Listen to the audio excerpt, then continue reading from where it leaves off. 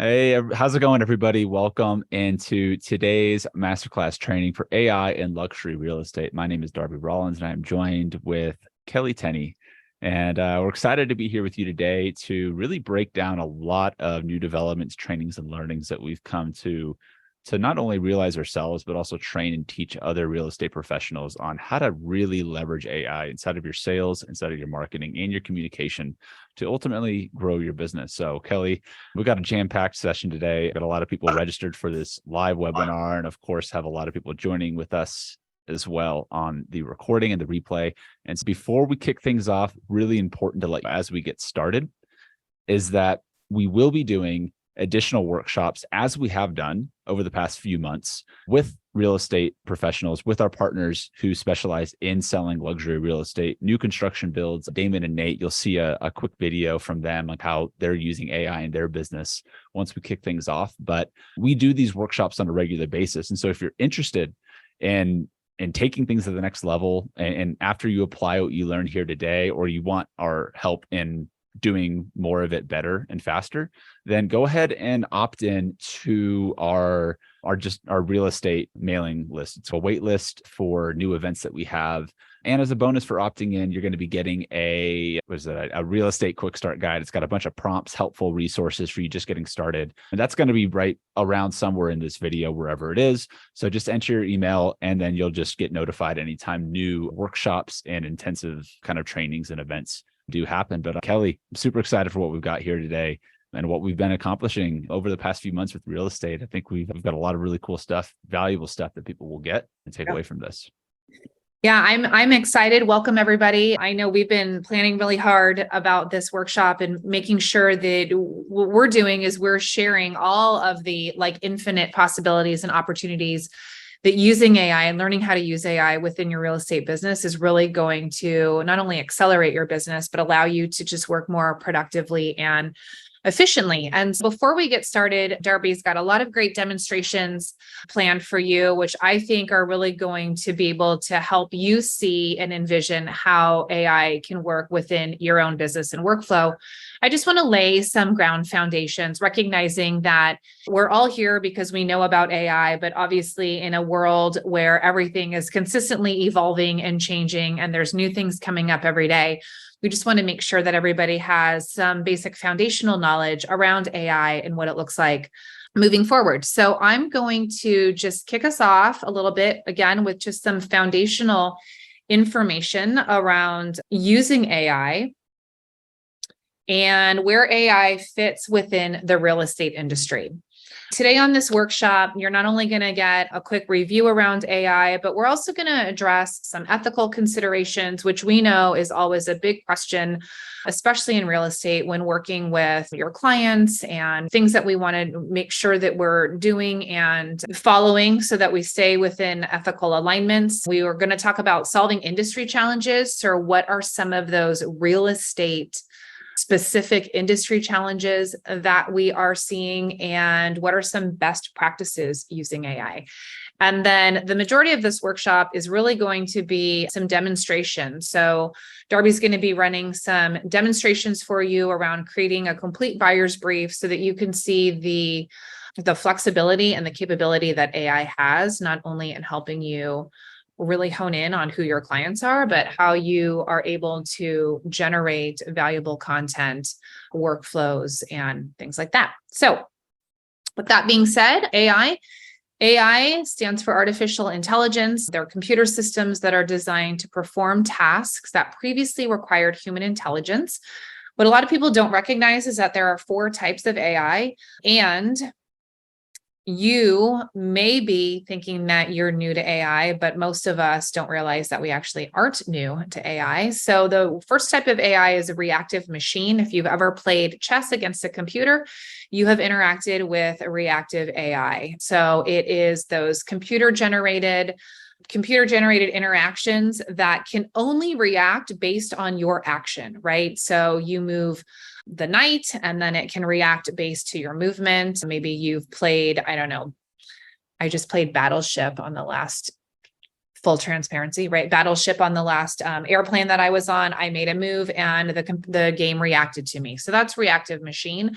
Many of you have interacted with those types of AI. And what we're seeing now today with the types of AI that we're using is limited memory. So recognizing that with limited memory AI, tools like ChatGPT, Claude and Jasper that you'll be seeing today, have the capability to remember certain things, but not remember all of the things. So it's being able, it can learn from us, it can learn from our interactions and the information that we give it. And that's where we see limited memory. And then the other two types of AI, theory of mind and self-aware, are things that are not really have come to reality yet. Theory of mind are AI prototypes that actually can have emotion and have feelings. And then self-aware, we're going like full iRobot, where we're talking about AI generated computer systems that can think on their own. They can develop their own ethics and morals and things like that. But I always find it's really helpful to widen that range of AI, especially in a world where we're really focused on the bigger part of the conversation, or so much of the conversation is really around generative AI. But today, AI is being applied across many industries, of course, including real estate, which is why we're here today. And before we move in, I want to just address some ethical considerations. I know, Darby, every time you and I have a conversation with a brokerage or a realtor, the ethical considerations are a big piece of that and a big concern. And we really just want to recognize, when we're talking about ethical considerations, that we want to keep in mind some things like intellectual property and proprietary content, recognizing that with some of these tools, the information that we are giving those tools now becomes their intellectual property. We want to consider, again, what belongs to us, what doesn't belong to us, what are the tools that we should be using that will keep our intellectual property our own? What are the tools out there where our intellectual property becomes public knowledge? And as we talk a little bit more about tools, we'll be able to address some of that. Obviously, rewriting or plagiarism is another big piece. I often share that I've recently seen a post on LinkedIn. Somebody said that they wrote a book, and then they admitted in their post that their entire book was written by AI, right? And so that, of course, sparked question around, is that plagiarism? Is it plagiarism if you didn't actually write the book? Where do we cross the line with that? I think when it comes to plagiarism, as AI evolves, more of those definitions, those rules, and those boundaries are also going to evolve. I know Darby and I are always very much focused on ethical considerations. And so we always talk a lot about rewriting, making sure that we're adding our own spin to it, that we are pulling in our own brand voice, that we are adding examples, testimonials, and things like that are real, that were created and generated by us, and not passing everything on to these AI tools. And then, of course, handling misinformation and deepfake. So also recognizing that with all of the good that generative AI does, there's a lot of misinformation that it can spit out. There's a lot of AI tools that can mimic or deliver information that may be falsified. And so it's always important, as with anything, to fact check, right? To make sure that you're checking the facts. For example, if you were to ask ChatGPT, what are the latest marketing trends in South Florida, you'd want to go and you'd want to check the data and things like that. And that, of course, I think just comes along with appropriate usage and responsible usage of the internet in general, right? Many of these things, I think I would tell my own children, in terms of, you just can't copy something off the internet, put it into your paper. You want to question your resources and your websites and things like that. And I think this is no different. Hopefully that just addresses some of those top concerns that you may have, or may have come up when you think about using AI. So let's talk about the industry challenges. I have a lot of realtors in my life, and I have the utmost respect for realtors, mainly because many of you do all of the things, right? When it comes to real estate, there's so many plates and things like that you're juggling. And of course, for many of you, your top of mind priority is customer service and making sure that you have positive relationships with your clients and you're helping them buy or sell their dream home, right? So when it comes to all of the other things, I think AI has a really big potential to be able to take some of those other things that go into growing your real estate business, that go into branding yourself and allowing you to be more visible, that maybe up until now have sat on the back burner. It's one of those plates that you have a hard time, keeping spinning. So social media management and content generation. We're in a day and age where I think everybody recognizes the importance of having social media presence and putting out content out there that is value-based, that allows people to see your expertise, to get to know who you are.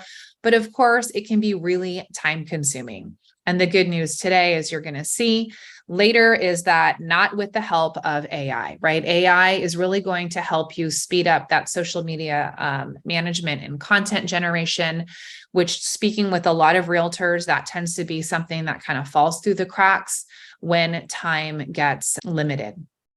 Automating email marketing and personalization, follow-up, gaining leads, following up with those leads is such a huge part in maintaining and growing your business.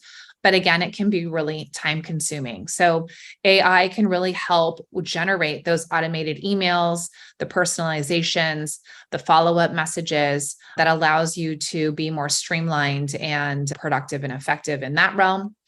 Creating value-based newsletter articles and blogs. I know that this is something that a lot of realtors use within their business to not just add value to their current community, but to stay top of mind within their community. There's a lot of time that can go by in between someone buying or selling a home from you. And so how do you continue to add that value? Things like newsletter articles and blogs are on the top of many realtors' to-do lists that I have conversations with. But again, this is something that traditionally is very time consuming. And so AI can really help you generate these types of value-based pieces of content. And of course, in the whole graphics realm, doing things like virtual staging, image generation, and 3D tours, those are all things that AI can help you accomplish as well. We really work within 4 pillars of AI when it comes to content generation, using AI to write, using AI to help you sell, using AI to market, and using AI to deliver value-based pieces of education. So you're going to see a lot of alignment, I think, in the content that we generate today that can lead back to these 4 main pillars. And of course, when it comes to best practices, you always want to remember to conduct trials and tests. So much of AI is trying and trying again, seeing if something works, getting out there and testing it. You're going to get an edge today because everything that you're seeing with Darby's demonstrations have been tested and tweaked and tested again. That's something that you'll have as an advantage for being here. But when you're using AI on your own, that's an important piece to remember. Monitoring regularly. You'll see Darby demonstrate this as part of the workshop today, but it's important to monitor your use of AI, making sure that it's on the right track, making sure that it's staying in alignment and it's not getting lost, because you will see occasionally that some of these tools get off on track, and it's important for us to bring them back. As we shared around ethical considerations, it's really crucial to make the content your own. So recognizing that what the AI tool can generate for you is always a fantastic starting point, but realizing that it's part of our responsibility to make it our own, whether that, again, is adding our own stories, our own personal opinions, our own testimonials. But we want to make sure that we stay in alignment and always add to what these tools have generated for us. And as I shared earlier, fact check and feedback. As I shared, these tools are limited memory, which means that we have the ability to teach them. They are learning from us. And so every time we let them know that they were off base, let them know that something that they created wasn't actually factual, giving them feedback on the responses that they generate collaboratively as a whole only allows AI to continue to evolve and to grow. So for any of you that might be new to AI or who felt like you've just been experimenting, but obviously you're here probably because you're ready to really dive in and embrace AI, these are some important pieces to remember. And before we dive in, I really just want to share some recognition and some testimonial that we've had from realtors just like you who maybe came into this space similar to you. What can AI do? How can I leverage it? Maybe you've been, again, experimenting, but you really want to lean in and recognize what is the power? What are all of the things that we can do? So this is a testimonial from somebody who has gone through some of the AI author workshops and shares how in the beginning she had to go back and forth to make sure that she was getting all of the information, but talked about how she's been using AI tools to update her business plan, her marketing plan, her social media marketing plan, her marketing and social media calendars, how she's created a content calendar with posts and articles, created all of her landing pages, products, download pages, follow-ups, including scripts. She shares how she did a script for a video on a new construction inspection, types of inspectors, project managers, independent inspectors, and government inspectors, and just recognizing how evolving and how amazing this technology is. And I just want to share as we move in, just some of the possibilities. You're only going to get demonstration long enough for as long as that we have on this workshop, but there's so many possibilities that you won't necessarily see today in the real estate industry that can be achieved and that can be accomplished. And as I shared, there are endless AI tools. So we have chosen some of our favorite AI tools, some of the ones that we've worked with and tested. And there's so many out there. So you may be coming into this workshop where you've heard about all the things. Maybe you're wondering, what are the actual tools that are going to be useful for me and my business? And the answer is, it's going to be ever changing. Whatever we're telling you today potentially could change by the time you're watching the replay or by the time you wake up tomorrow. But again, we've chosen the tools that we've worked a lot with, and we're really going to be focusing on that content generation.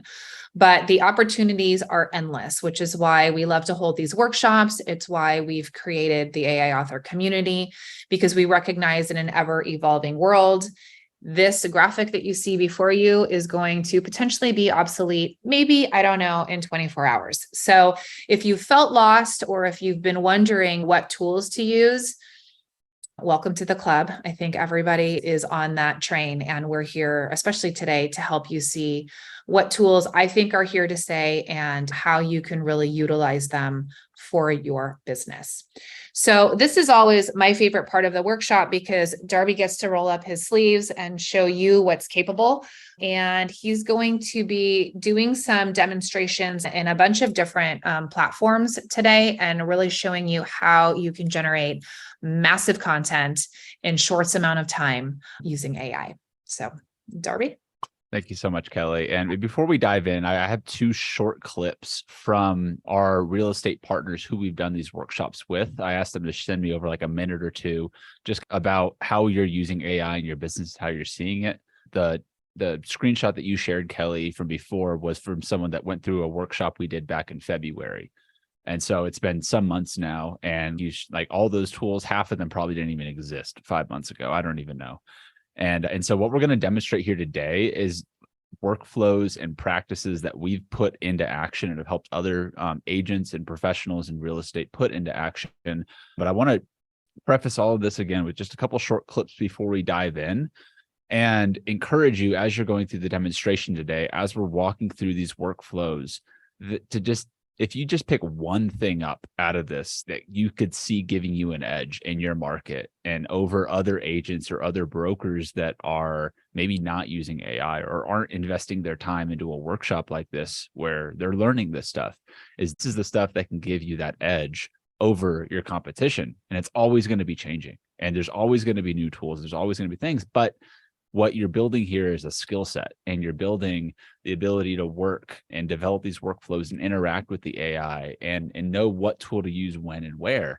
And the more that you practice and get better at creating content with AI, the more you're going to continue to widen that gap, not only from your competition, but you're also going to, close that gap with the leads that are inside of your pipeline that you're probably not like in front of or following up with, or could be giving you referrals, but maybe just aren't even thinking about you because you haven't emailed them in a few months or you don't post on social media.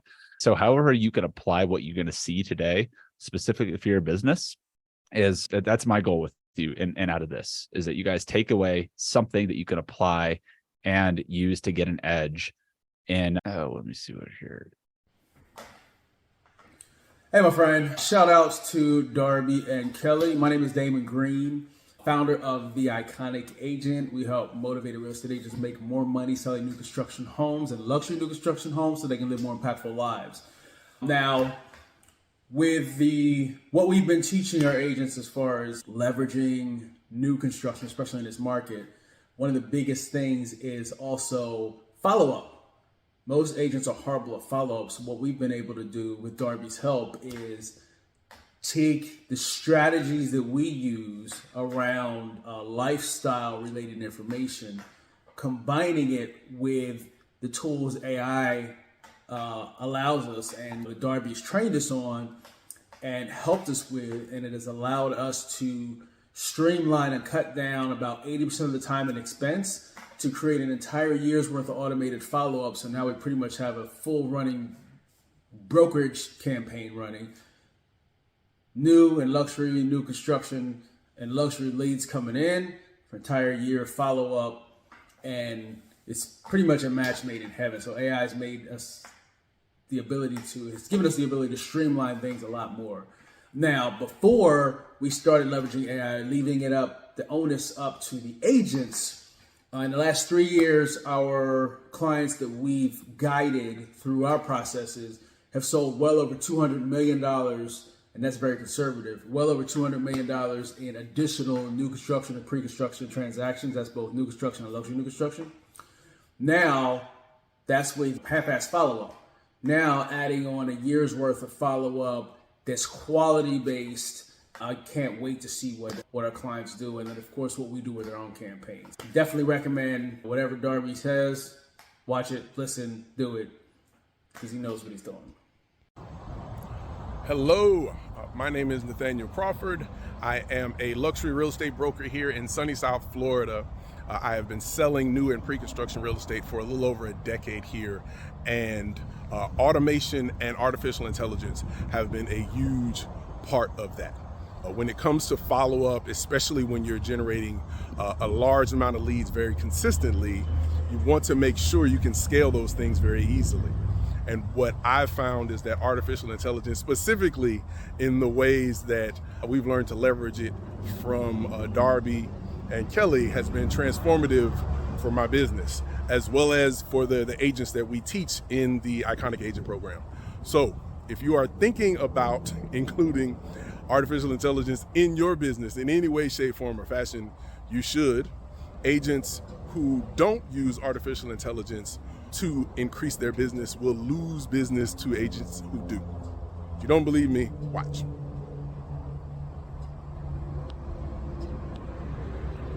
And we'll skip ahead to the demonstration, but the main thing I wanted to share with those videos was from Damon and Nate, who are our partners in real estate, is that you're a real estate professional. Your job is to solve problems, right?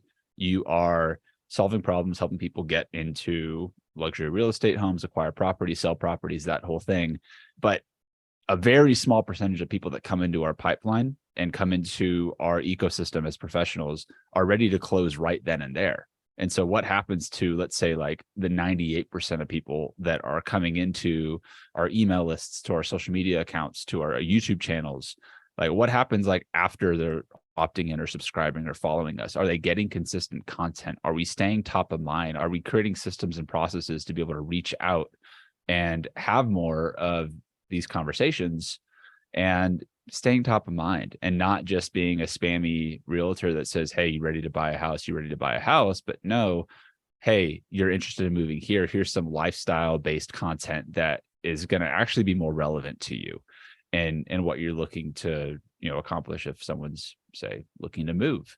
That said, I'm going to go ahead and share my screen now. And I'm going to start this process first and foremost by walking through how I would start any campaign, that regardless of real estate or otherwise, but it's understanding who is my buyer in the first place and having a buyer's blueprint or a buyer's brief. We call it a few different things depending on how detailed we want to get. And understanding like who is actually our target market, who are we really looking to serve here, and are we addressing all of their pain points, are we addressing all of the fears, objections, are we integrating what their dreams and hopes and desires are into our marketing message? Do we know all of that? Do you know all of that about your ideal clients and what really drives them to move and make decisions, whether they're buying or they're selling?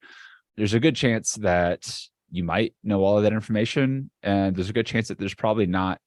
You're probably missing out some things that are driving people in your network to buy and to make purchasing decisions or otherwise. And so what I'm going to start with here, and again, you guys can get access to all of these resources and everything as usual as being a part of our community at the Creator Plus.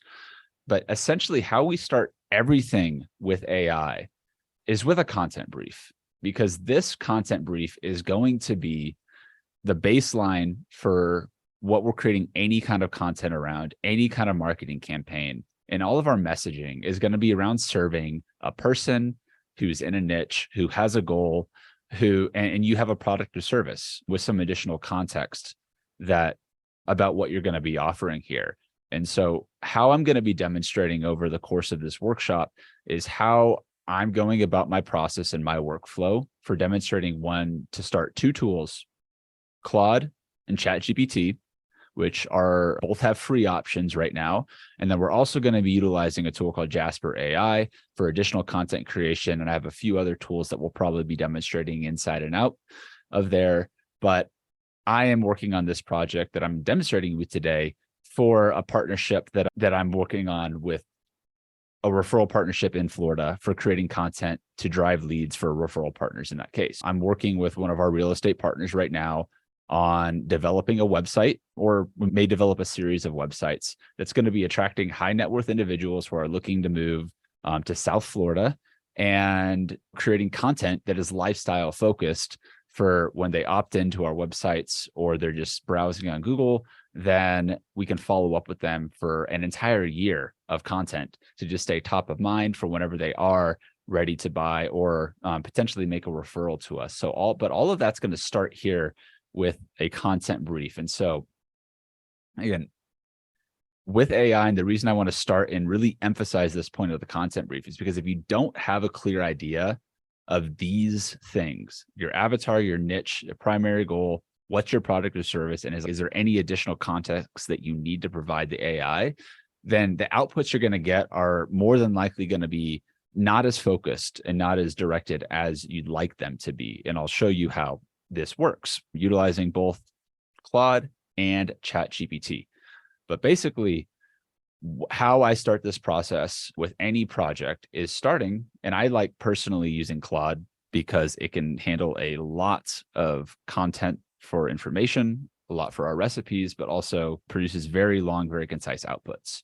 So let's say here, if I'm coming in as a real estate professional, I'm coming from the marketing perspective of driving leads for my real estate partners in this part of the world. And so the person I'm going to be attracting with my content is going to be high net worth individuals. So I'm going to fill this out. The next thing I want is my niche. And so your niche is generally going to be like 2 to 3 words of what's the market that you're serving here. And I'm going to say it's luxury new construction. And then the avatar's primary goal as it relates to their niche of luxury new construction is purchasing a luxury new construction home.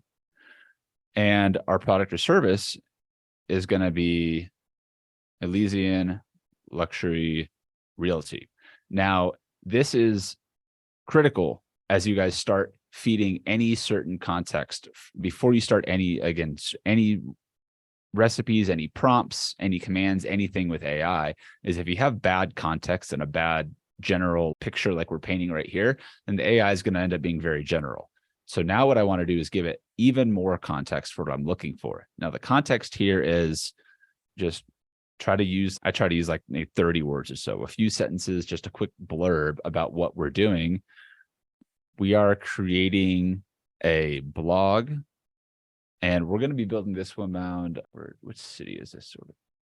Pompano Beach in Florida. That's what we're going to be creating this blog around. So not focusing necessarily on like the Ritz-Carlton or some of the other builds that we're going to ultimately be selling in Pompano Beach, but we're creating lifestyle content for people that are considering moving to an area because they're looking for things to do around the area that they look. They're looking for that lifestyle, that luxury lifestyle here. So we're going to create a blog that focuses on the lifestyle of living in Pompano Beach, Florida. We provide articles and resources for those considering moving to the area and offer white glove real estate services to connect people with luxury new construction residences in the area. Okay, so now that I've got my avatar, my niche, my primary goal, my product and service, and my context, the next thing I want to do, and the reason I spend time here is because this is so critical with generating the outputs I want. And it might not be exactly the perfect content brief out the gate, but I want to start crafting a content brief that's going to stay consistent across the different AI platforms that I'm using. And so with that said, I'm now going to go back to my recipe and I'm going to create this buyer's brief. And now this buyer's brief is going to outline things like what is my product or service offer? Who are we serving? Who are some of our top avatars? Are we answering all the questions that this person is looking to, that this person might have? Are we addressing all of their complaints, all of their goals, and things of that nature? And it's a lot of information. And without AI, this stuff would take a professional copywriter at least hours of time to fill out all of this stuff, if not much more time than that, because it's so detailed. But now with AI, we're able to streamline this process pretty rapidly. And so inside of Claude, I'm going to demonstrate this exact same prompt inside of ChatGPT, so you can see how both of those tools work together. But once I've added my recipe in here, again, this is specific for this area. I'm building an entire website and blog that's lifestyle focused for high net worth individuals that are looking to move into new construction luxury homes around Pompano Beach, Florida.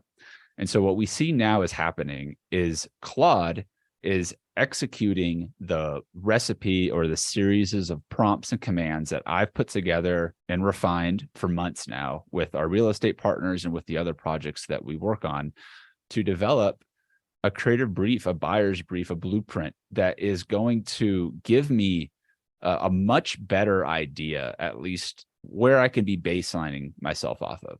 Who am I speaking to? Have I ever considered this person to be an avatar? Is my audience, maybe they're a high net worth individual, maybe they identify as a jet setter that has problems with generic cookie cutter designs. They hate the lack of quality craftsmanship and there's no customization. So maybe that's really important for this type of person, right? Maybe I'm looking at the high net worth individual they identify as a wellness seeker, or maybe they identify as an art aficionado, right? Is there content that certainly art aficionados that are looking to move into this part of the world, like they'd want to know what are the top 5 art exhibits around Pompano Beach, right? Perfect idea for a blog post, for an email series, for social media content that I can create. And so what I'm doing right now is I'm rapidly brainstorming all of the elements that could go into crafting a really compelling series of blog posts, of micro content, social media, stuff that I'm going to push out online over the course of months, right? You could say a 12-month time span, I'll have consistent content being dripped out, but I'm not spending hours each day or hours each week necessarily even creating that content. What I'm doing here is I'm batching it and I'm creating this brief so that I can then reuse and repurpose it and store it, which what I'll get to inside of my Jasper account, so that I'm building a knowledge base specifically for a series of buyers that are looking to move to Pompano Beach. And then what? I need content, right? And that's what we're getting into. But if I don't have a clear idea of who I'm serving, or like what this offer is exactly, then the AI is going to end up being a lot more generalized. And this example right here, what we just saw was a one-click run inside of Claude of this entire buyer's brief that we've turned inside of a recipe. I've had a really hard time getting at ChatGPT to have this concise and this long of outputs in one go.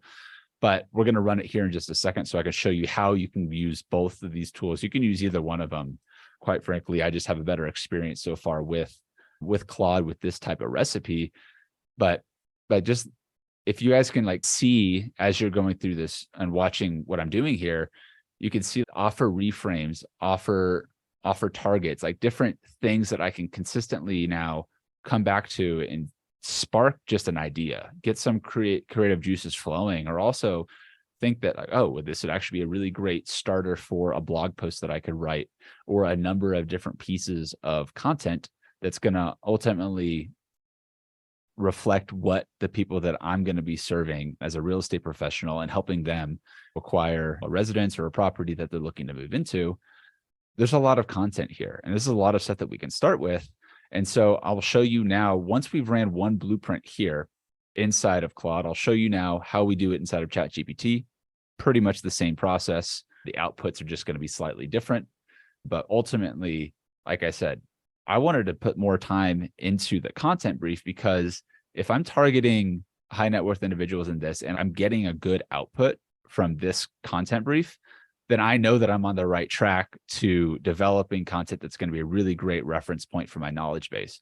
If this was just crap content, if this was like not something that was relevant at all, I could simply click retry and either rerun this entire recipe and adjust the avatar, the niche, the context that I'm giving it, or I can run it again and again, see where AI is taking me, because AI is a brainstorming partner here. It's our co-pilot in helping us with coming up with this marketing material, like busy professionals, remote buyers, second home buyers, right? Like these could all be, again, different avatars inside of that high net worth individual, the umbrella term that we're going to call them.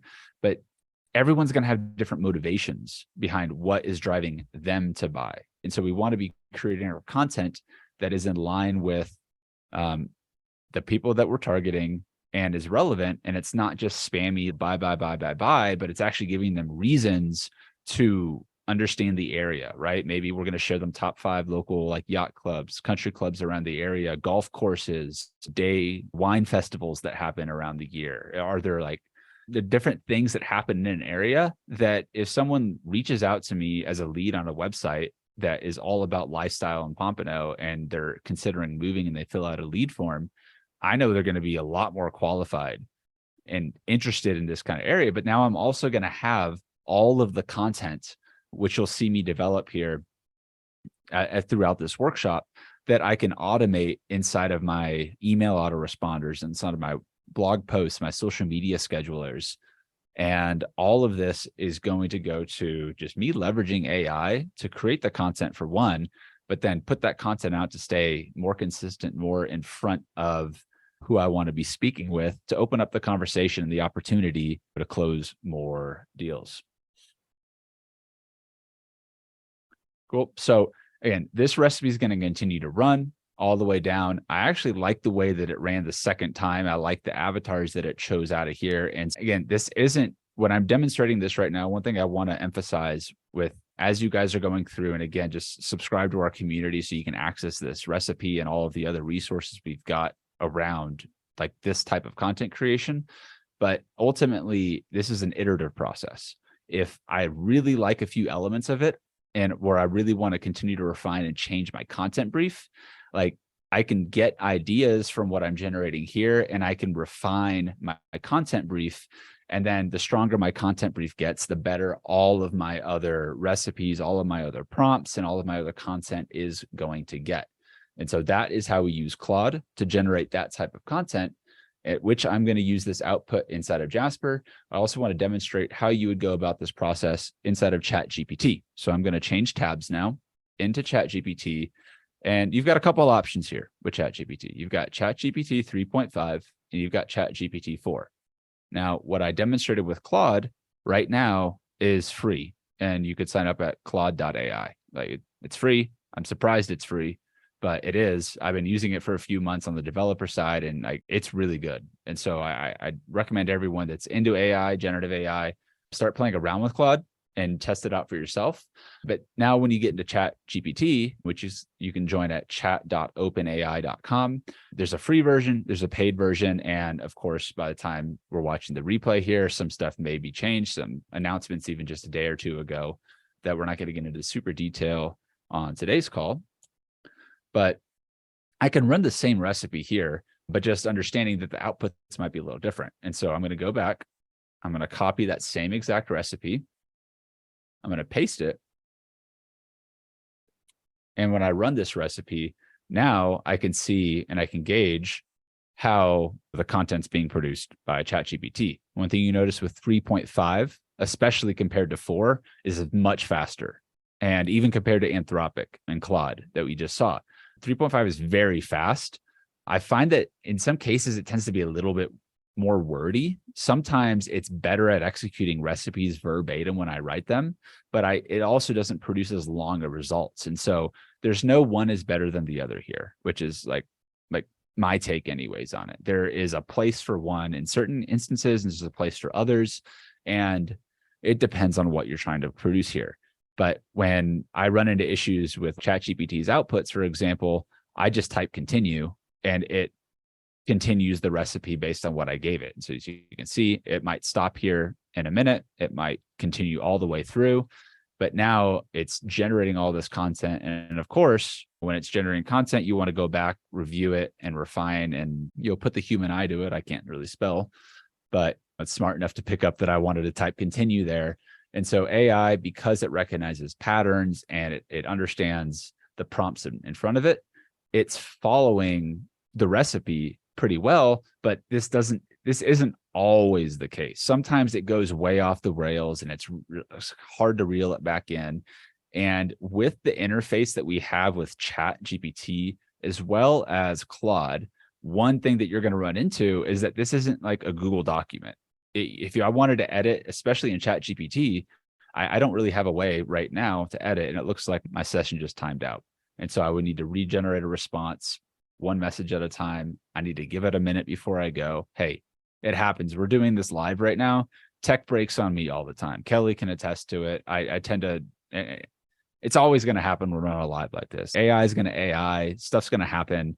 It is what it is. And that's a good point in terms of what platform you're using, is that if you put all your eggs in the free ChatGPT 3.5 basket, you're going to be hyper limited with the type of content you can produce, which I'll show you like in demonstration how Jasper is a great thing to have on top of all of this as well. But Jasper is also limited in certain things. Jasper doesn't do well with massive recipes like this.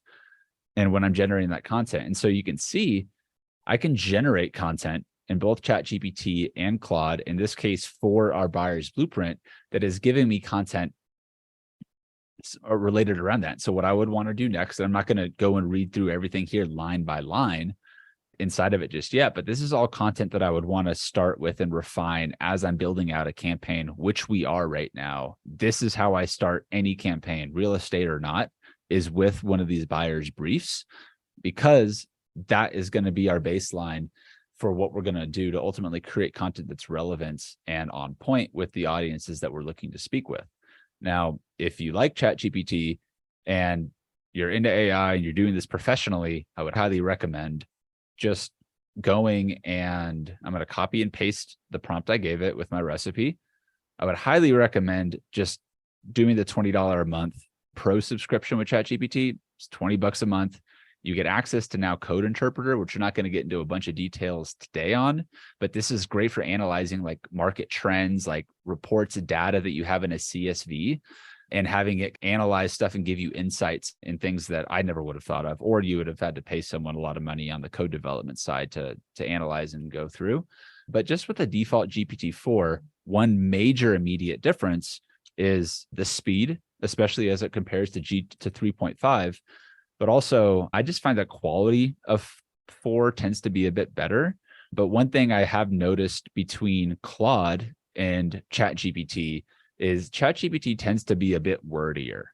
But for market research purposes and for buyer's briefs like this, I still like running this blueprint in both of them because, again, it's giving me idea. This is giving me ammunition to then integrate into the rest of my marketing messages and to go and take this to the next step, which is creating content around it. And again, as we're demonstrating this process right now, we've got the same recipe being ran. You could run this a number of times again and again, but we do run into that issue with ChatGPT. The output tends to not be quite as long, especially for a recipe of this size. And that's totally okay. Again, I would just encourage you guys to try both of these. And both of these tools, I think, should be staple for any marketing or sales professional that is going through and using AI for content. Honestly, I think both these tools plus Jasper is a really great trifecta to have on your belt amongst a number of other AI tools. As Kelly, as you showed, there's an endless stream of new AI tools coming out every single day.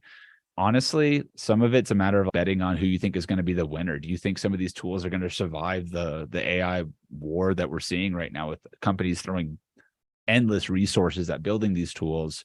Some tools pop up. They might seem really cool for a feature that just gets gobbled up by a tool like Google or Adobe or any like Microsoft, any number of these larger companies.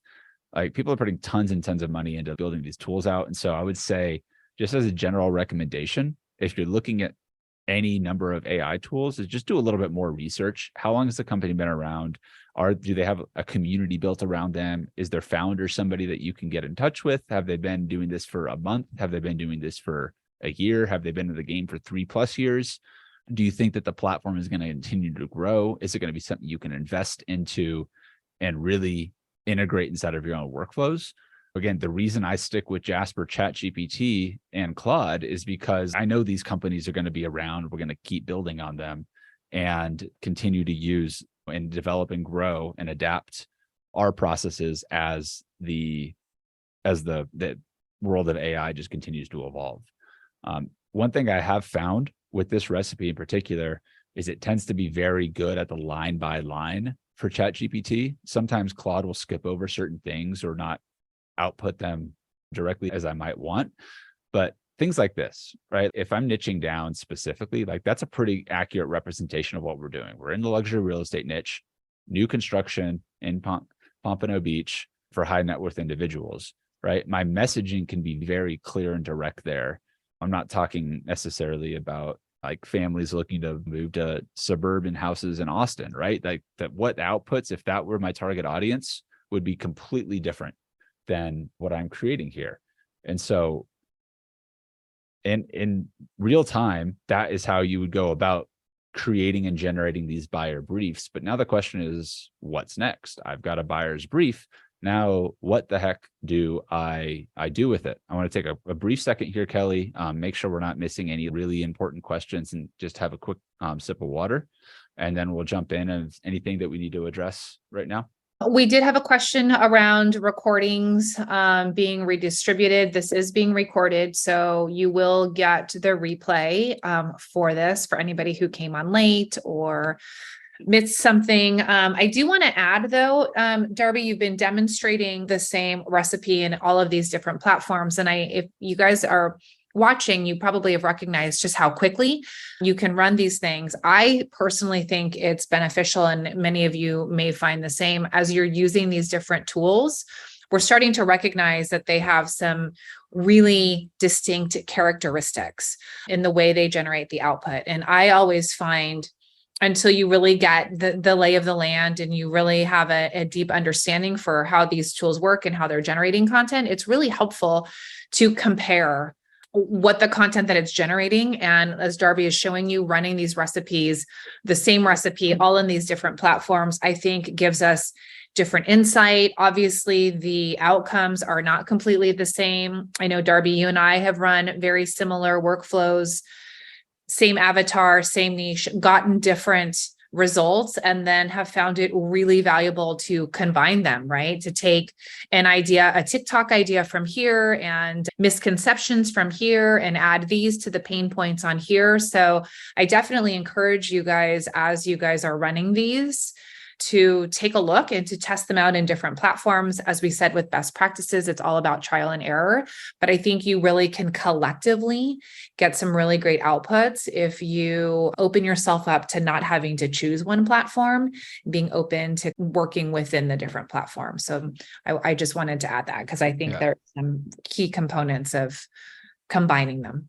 Yeah, and just to piggyback off of that is knowing like what tool to use and when is like so critical in this point, but also tools aside is not giving up the ability and like our real power here in choosing what content we want to move forward with or not. And this is where a good real estate professional versus a bad real estate professional is going to be obvious, because you're going to know if this is the type of person I want. And as someone that's been, let's say, like in the game for years in a specific market, right? If you're working in South Florida or like Central Texas or Southern California, and you're serving different people and you already have that subject matter expertise, like you're already like a pro at what you're doing, you're going to be able to pick up a lot quicker if these AIs are just giving you BS outputs or not. But if you're like, let's say like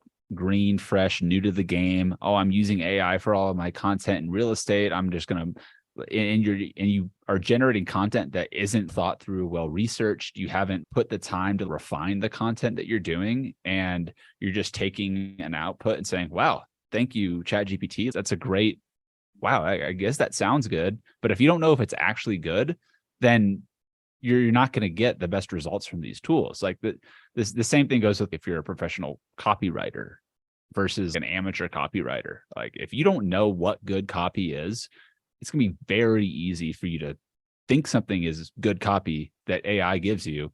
But a professional copywriter that like, let's say top 10% or whatever, A-list, whatever you want to call them, would be able to look at that and say, no, that's terrible, it's missing this. You don't want to start a sentence like that. But to the untrained eye, you won't know what's maybe good or bad. And so I want to preface that with like this, just one recipe is that, like you said, you could run this, Kelly, 15 times. And honestly, for some projects, and depending on the depth of a campaign, I will run these recipes multiple times. And every time as you build out the recipe, oh, I wouldn't have thought about that pain point, or I wouldn't have considered that this is a position that I could take against it. I'm going to now add that into and the next edition of a content brief. And because I'm starting to feed it even better information, more researched, accurate, on point with who I want to be targeting and what the outputs I get, I'm going to be setting myself up for success. And a lot of it's picking out keywords. It's realizing that, oh, this is good. No, that's just a junk output. It's totally fine to say AI, this is trash. But as you get better at communicating and working with the AI, you start to speak the language of it and get better then at the prompts that you want to get it, which is basically just like, how well are you at communicating the ideas that you want? Mm-hmm. Write a blog post about homes in South Florida is going to give you very generic outputs, as opposed to write a series of 5 blog posts about lifestyle living in Pompano Beach, include top restaurants, top theaters, top clubs, and top things to do with kids outside of the city, right? Like just that alone is going to give you a lot more directed and focused results. And so starting with the end in mind, run these, put AI to work. That's what it's here for. But also keep in mind that just because you're generating content doesn't mean that it's going in the right direction. And so being very clear with like, where exactly do you want to go with this from the start? It's going to help save you, I guess, going in the wrong direction to the end of it fast, which at least with AI, we can get there a lot faster, but that could also be a lot of headache and time that you're never going to get back. And I think it's actually more important now to slow down, to be more thoughtful, to think about the strategy more, so that when it's time to hop in with AI, you already know I'm creating a website around this area. This is who I'm targeting. This is what we're going to be doing. Boom. You're going to see here in the next 20 minutes, 30 minutes or so, how I'm going to generate a year's worth of content with what I just did right now, and how you can do the same by just simply following this approach. And then, it's that easy to write a follow-up email now for a new event that just happened. I can email out to my list, boom, because you're now adapting to your workflow and process with the AIs. That being said, let's go on into the next phase of things, which is going to be taking our buyer's brief, what we just generated, saving it, which highly encourage you guys have a Google Drive folder at the very least to just start saving the content that you're creating when you're building a campaign, to make sure you have it somewhere outside of just inside of the interfaces of these platforms.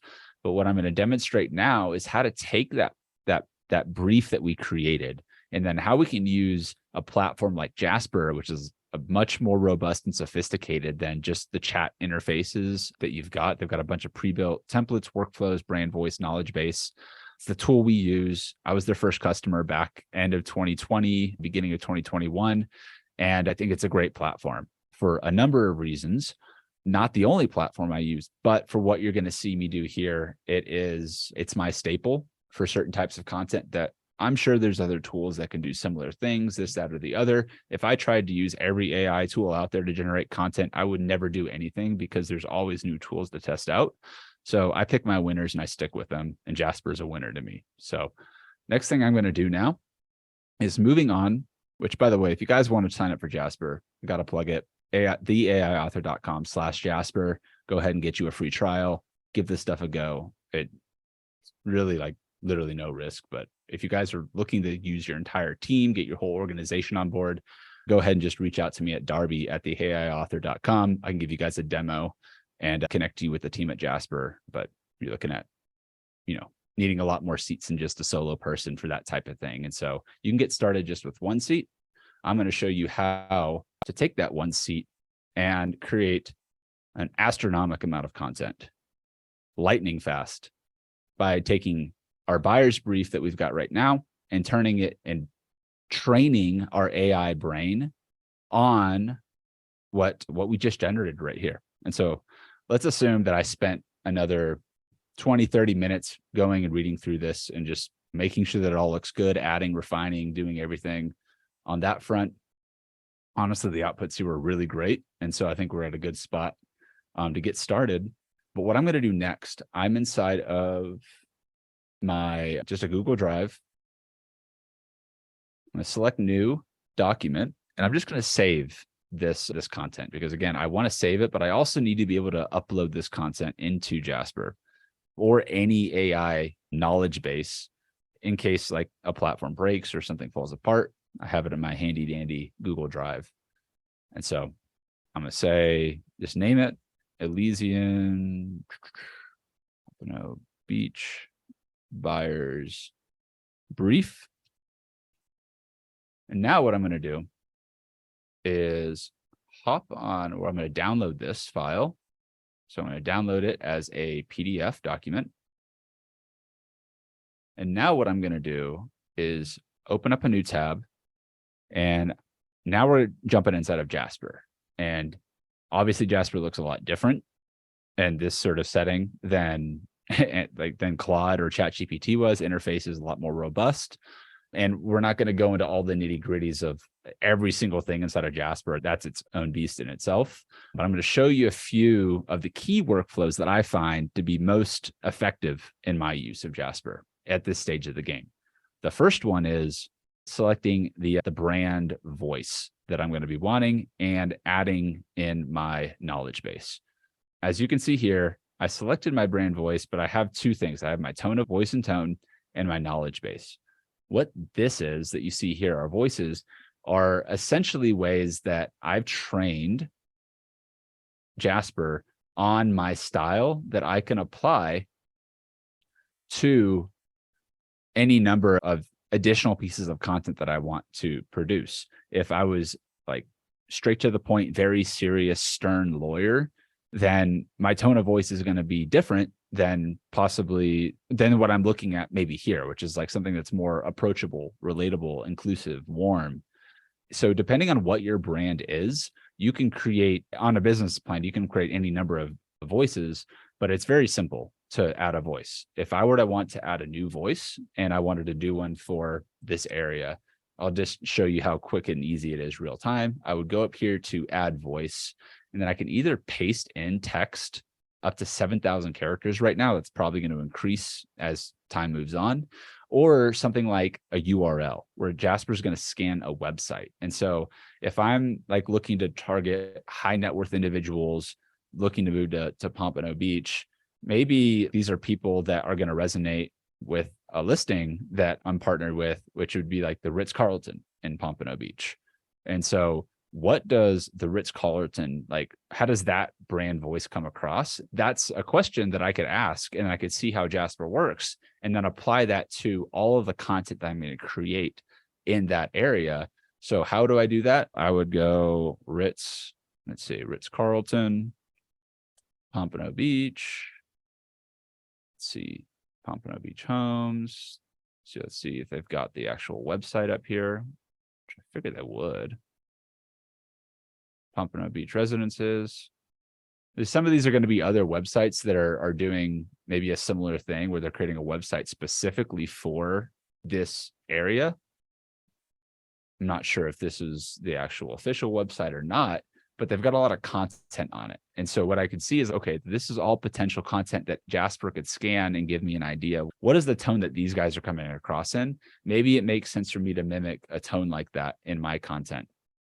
So if that's the case, and we were working with Sotheby's recently, Kelly, and agents of Sotheby's were saying like, oh, I could just use our main website for Sotheby's and then modify that tone for my own style, but they want to keep the branding and the messaging consistent. So if you have a website that you really resonate with, or your brokerage already has a website with content on it, then you could just reference that.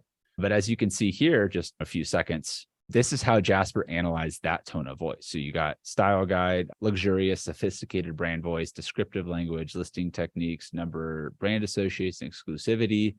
And I could say be less about exclusive, more about lifestyle living in Pompano Beach, right? So I can give Jasper another little prompt, refine my tone of voice, and see what it spits out with.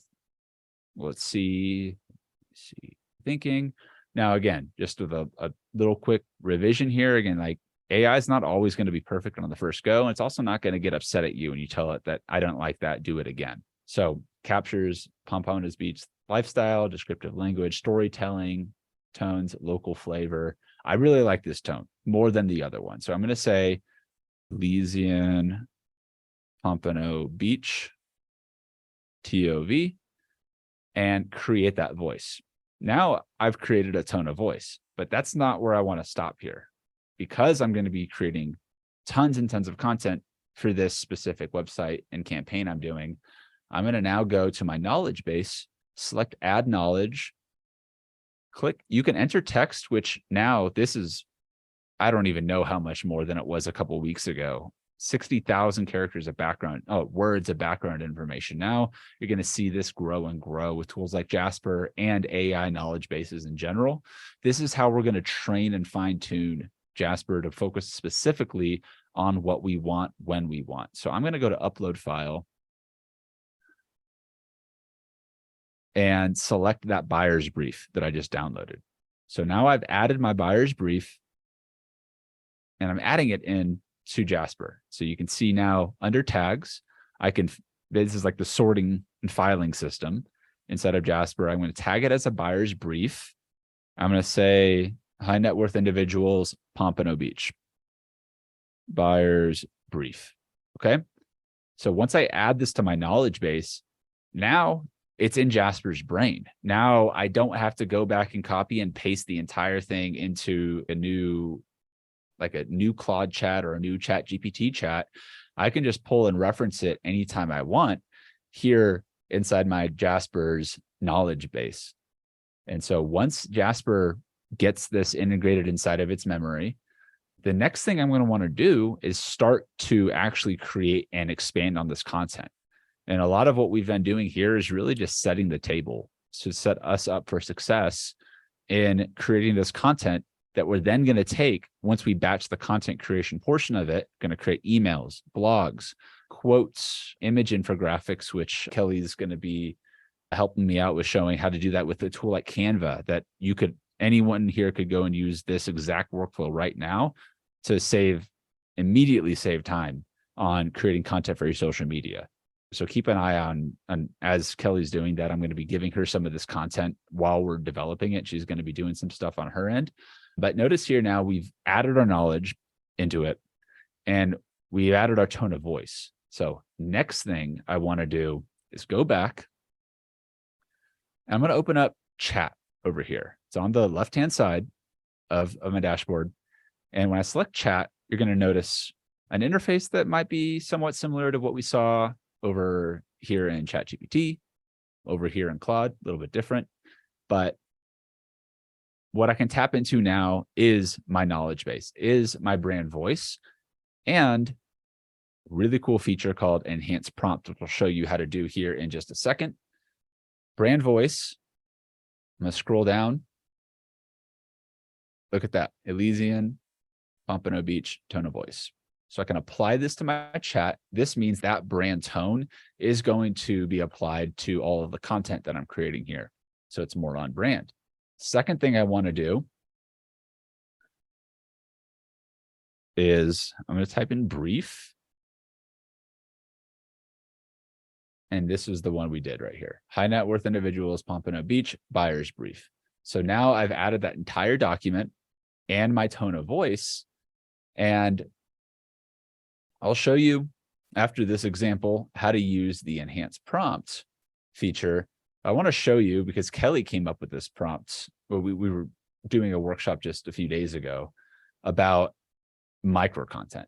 And how do we start this whole process with just getting like basic content out there that we can start to use to stay relevant and top of mind? This is a great prompt. I made this prompt with the help of Kelly and Jasper. And now I can give it this set of instructions, select enter, and pray to the AI gods that this actually works on the first demonstration, because sometimes it doesn't. But here we go. It looks like it's working well. And so now what it's doing is taking this prompt that I just developed with it, and it's going to come up with a few things, some thought-provoking quotes that we could turn into infographics, things of that nature. It's going to come up with captivating image captions. It's going to come up with scripts for shorts that we could use as prompts for creating just quick little short videos for our Instagram Reels, YouTube Shorts, TikTok, that sort of thing. And also like listicle articles, top 5 reasons why Pompano Beach is ideal for luxury living, 5 luxury amenities to make your home a personal paradise, 5 steps to finding your dream home. And so this is a good start for what we're starting to create here. But I want to go a little bit more because I know that there's lifestyle content that I haven't really touched on just yet. And so now this is where I like to use voice dictation to speed up the process. And because we're recording this and it's just faster in general, I have an app called Voice In, and this is where I'm going to testing 1, 2, 3. I need to create a series of listicle blog posts that highlight the lifestyle of living in Pompano Beach, Florida, based on the buyer's brief and what these people would be interested in if they were moving here. So this is a prompt. This is an instruction. This is what I want to have happen for AI to help me with. And it's probably okay, but Jasper's got this really cool feature called Enhanced Prompt, which right inside of our chat allows me to select it. And now Jasper is going to help me with brainstorming some other ways that I could come up with the actual content for this sort of thing. And so you see the first one, act as a content writer, brainstorm and create a series of engaging blog posts that will highlight the lifestyle living in Pompano Beach. Based on the buyer's brief, identify the interests of these clients, structure listicles, key elements, a catchy, informative title, instructions, numbered list, and conclusion, like right here. And so that's a good one. I could run this as many times as I want. But now what I'm doing is leveraging AI to help me with my prompt engineering to come up with just a better prompt to do and accomplish ultimately what I want to do. And so now, still referencing that buyer's brief that we've created. And so it's going to start coming up with different blog posts, introduction, list items, cultural, attend festivals, this sort of thing. Like I can go and do additional research on top of all of these, but and find like links to send people back to. I can also use Jasper for researching these different links, which I'll show right after it's done with this generation. But this is, yes, a blog post, but this could very easily be an email that you send out as well for folks, or you could send an email to this blog post. I'm going to say research the top things and places to visit that are about the lifestyle of living in Pompano Beach. Right. And so coming in saying, okay, cool. Now, Jasper, can you help me research some of this stuff? And again, I'm inside of the thread right now. And this is the conversational element of working with AI. And it's not always going to give me what I want, like directly, but it's what it's doing now. And this is what I wanted it to with the word research here, is that it should be, and it's sometimes it's hit or miss. Usually it's on point, is it's pulling in the actual references as like resources. So you see here in the footnotes now, it's pulling in these sources from, say, TripAdvisor inside of what it's referencing up here. So like the internet is inside of Jasper. If I have this source from 2, 3, and 4 up above, terrific shopping, diverse shopping scene right here, X, Y, or Z, I'm just going to open up this link, make sure it's a good link, but voila. Now I'm opening up a search to a TripAdvisor page on top things to do in Pompano Beach. And so I can now take this and reference it and creating out all of this additional content that I want.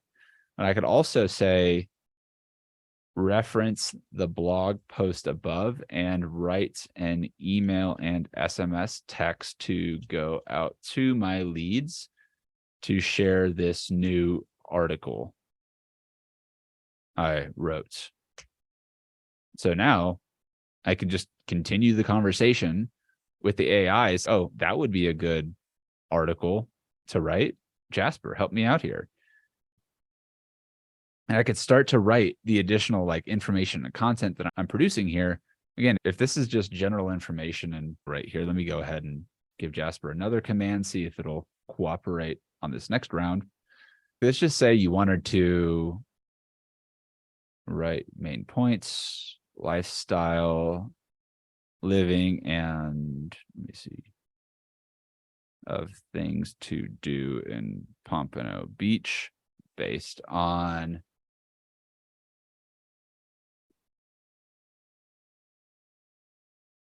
TripAdvisor.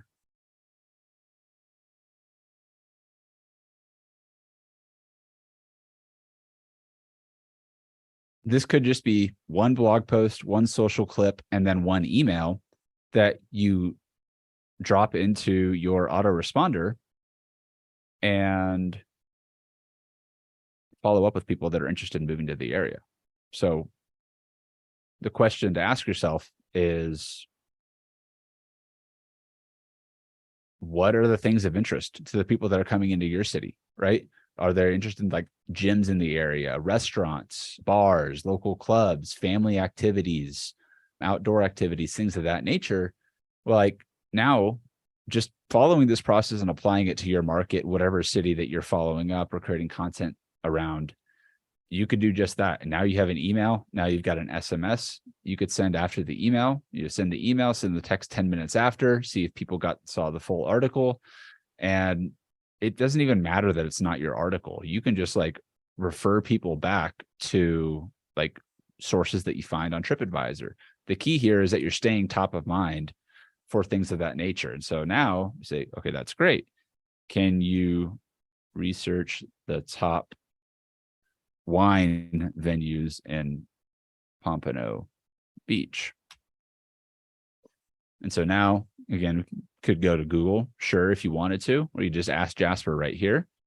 and see if it's going to pull that stuff up. We'll see, okay, we got Rebel Wine Bar, popular choice. It's giving us these citation points. And so that's telling me that Jasper is going to pull where this stuff came from, which is great, because then you could just link people back to that source. And so great, like this could easily be an email that you drop out a few weeks, a few months after someone comes into your pipeline, or you just send it out this afternoon so that people, hey, like just found this cool article on top places to like grab wine around Pompano Beach. I know you're interested in moving to the area. Here's a link to check it out. PS, if you're looking to move or interested or know anyone looking to move, reply back and let me know. We could set up a call to chat. Like you can easily put those PSs and just like notes to reach back out to you on that front. But then also, again, streamlining that process. And now I've got 2 emails on subjects like right there. Boom. Like here's the list of the top, wine bars around the area. That's great.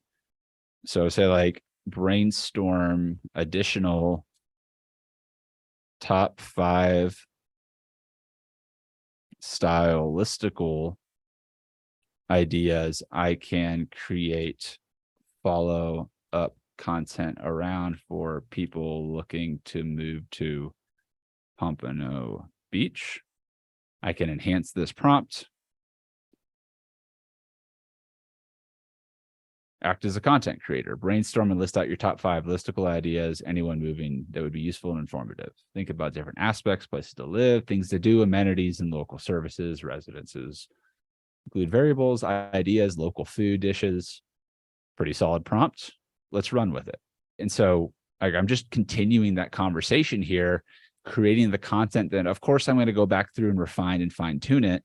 But I'm going to do that after I've generated a year's worth of content that I can then go and schedule out. And I realized that while it's doing that, Kelly, I didn't give you the stuff to to create the other imagery. And so just to show you guys how fast this will happen, I'm going to go and share this stuff with Kelly real quick that we generated earlier, because like even just this, residences relaxing on the beach, line items. All right, quick tips, trust our experts, top 5. All right, here we go. Thought-provoking quotes. Discover the epitome. Let's do this one. So here, gonna go create some thought-provoking tone, that sort of thing. There you go, Kelly. And so Kelly's gonna show us how we can take just a quick little top 10 quotes, top 10 things that we can, create and turn those into social media posts for us on that front. And so these are all good ideas. So I would say, cool, like top 10 local food dishes to try, the listicle local cuisine. So I'm going to say execute this. Execute this and write the content to include an email, SMS, and social media posts based on this topic right there. So the reason I want to generate these ideas, like a newcomer's guide to navigating Pompano Beach's public transport system, that might be something that I would be wanted to consider if I knew I was going to be moving to a new city. Oh, if I'm a newcomer, like maybe that's something to consider. Discover these delicious treats right here, coastal city. Jasper right here. Yeah, and I'm telling you guys, the footnote sourcing right here and this process has evolved so much over the past few months. It used to really be hit or miss. Like I was never sure if I was just going to get a 404 page when it first initially started. But like, again, part of the reason I stick with, Jasper as one of my core platforms is because they're constantly improving and working and developing and building on top of these tools on that front. And then great. So now I could say, continue to the next one and just get this content out there so that I can refer back to it. It's like now write following the same framework. Let's see.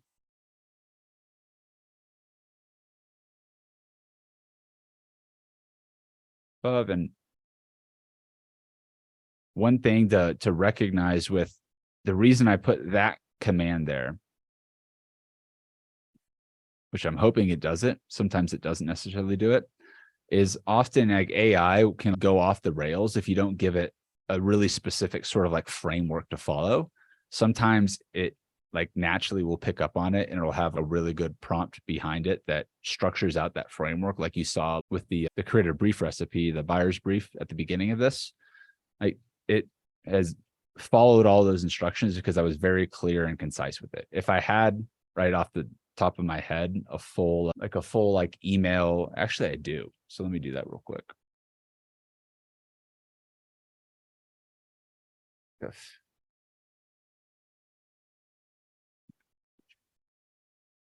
Like a series of like email like templates that I wanted it to follow, I could feed that information into it and then it would follow back up with saying, hey, following this framework, just fill it out with a different information, things of that nature. And it would. So I'm going to take this. Hopefully I can still access this document.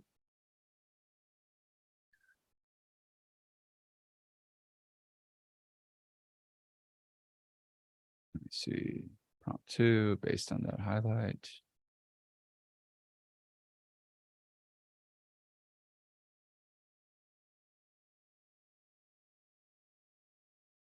Just want to grab a good example to show you guys how this frameworks will work. Because if you have a really good framework for an email template that you send out and you want to follow, you do something very similar to this.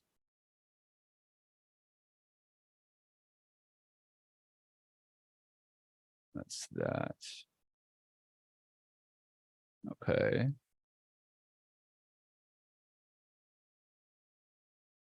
Oh, well, that's not going to do me any good. Let me see. There it is.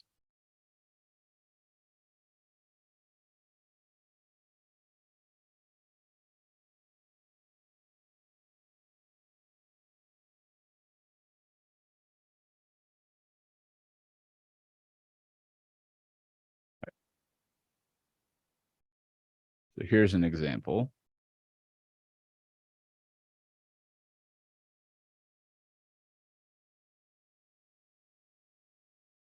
So what I'm going to paste here right now is a framework that I've used before, where it's like coming up with a framework for here's some more info on city, state, real estate. Hi, first name. Hope this email finds you well. Again, I would edit all of this. It's just a template. I wanted to follow up with you after our last conversation about real estate and city, state. As promised, I put together some information. First, I want to share with you some top neighborhoods and X, Y, or Z. So it's like neighborhood 1, 2, and 3. In addition, housing prices and yada, yada, yada. So lastly, best, your name. So now, based on the framework above, write 5 more emails that continue to follow up content with helpful and relevant information.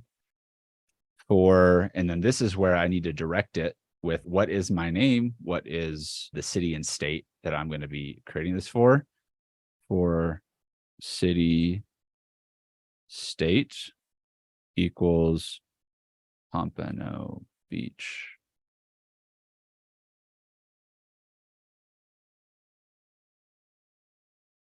My name is Darby. Okay. So I'm going to give Jasper this run to see if it can now follow this template and help with creating an even more content, but following that sort of structure that I've laid out. And this is more to demonstrate if you guys have something that a template that has worked well before with you guys, has not, maybe this is an area that Jasper's really struggling with right now, which is totally cool if it is. Sometimes okay, maybe that's why I just needed to press enter or something. An error occurred. Let's see right here.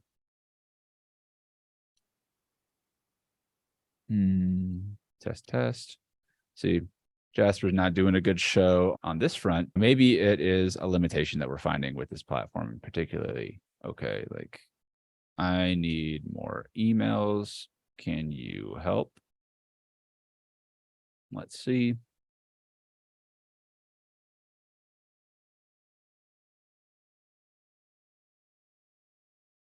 Oh, so now Jasper, I ask it, I need more emails. Can you help? And so it's taking this as if I was like actually wanting to capture more emails and do that, which again, it's a brainstorming element of it right here. Not exactly what I was looking for. And if that case happens with Jasper, you can hide the Jasper's outputs and get something a little bit more specific for purchasing lists, quick solutions. Instead, focus on building your email list, giving me some marketing advice. And so if I don't like the outputs, I could just click stop. And then I'm going to go ahead and hide that from Jasper. Write a series of emails following framework. Let's see if Jasper is going to help us out here. Okay.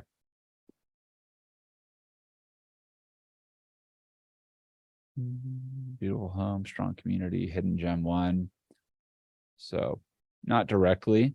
Again, like AI, sometimes it just doesn't get it the first few times. And maybe this is pushing it to something that maybe this wasn't that great of a prompt. And maybe that's on me for not giving it a great prompt here. Maybe I should try the enhanced prompt feature and see what Jasper can help me out with.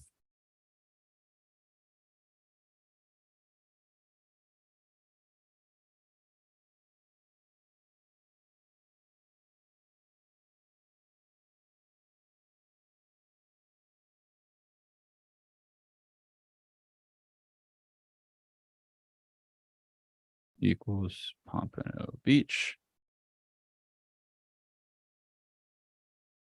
Click select.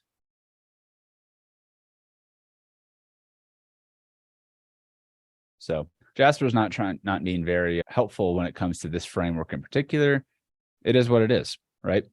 Let's just use ChatGPT now for an example of what we've got here. I'm going to take what we've generated, and I'm going to see if I can't create some more specific sort of emails. Fun-filled activities for kids, Pompano Beach. Okay, that's great. Footnotes, highlights. Cool. Do a quick test because, again, that's why I use multiple of the different platforms here. I'm going to go and start a new chat. I just want to see how ChatGPT can help me with sourcing some of this information for otherwise. So when I'm adding anything into like ChatGPT, for example, I start it with data just so it knows what I'm referencing with data. And then I'm going to go and take that.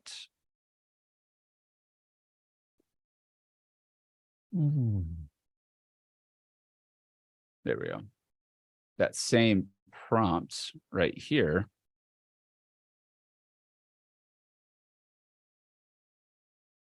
Type command. Again, it's just how I operate inside of ChatGPT specifically. And again, I think as far as my experiences led me to find that ChatGPT and Claude tend to be a little bit better at following the frameworks that we're putting in inside of the chat setting specifically. I think that Jasper Chat's a little bit limited on that, but there's a lot of things inside of Jasper Chat that I find a lot more value in as well. Simple, greetings, growing trend, interest in moving, families choosing Pompano Beach, advisor. This is generic and boring, but that was more of just a side note demo of like how to go through the framework side. And if I have a series of frameworks or emails, like a welcome email series that I wanted to cater to a different city, I would just insert that in here and that would be the case. But otherwise, I've got a lot of content up here already. And a lot of this content just needs a little bit of refining from before. So what I'm going to do is I'm going to take this content and I'm going to save it inside of my documents, because I'm going to come back here and refine the content. And just there, I've got a handful of emails that I can drip out over the course of a few weeks to a few months. And if I wanted to do more, I would do that on the flip side. So real estate, masterclass, micro contents, emails, and I'm just saving this into another document entirely right now. And then I'm going to go through and do the editing. If I get stuck in like editing and writing one email, editing the whole email to be perfect, I don't work as optimally like that. I'm not as efficient with my time and producing the content if I am trying to write if I'm trying to batch 12 emails, I'm going to write the first draft for all 12 first, and then I'm going to go back and massage them and do that right there.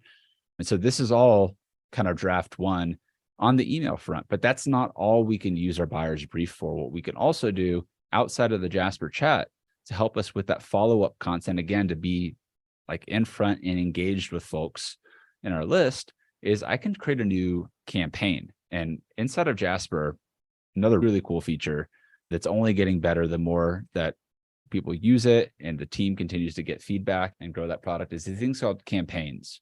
And now I can see I have a lot of campaigns here. And campaign is a way to generate a lot of content, especially that first draft content, very quickly. So again, that you can go through, you can edit it, refine it, do that sort of thing. But for this, I'm going to create a new campaign. I'm going to call it Pompano Beach Living. Campaign voice. I'm going to select that same tone of voice, Elysian Pompano Beach. And now I'm going to go ahead and upload a document. I'm going to upload that same buyer's brief right here.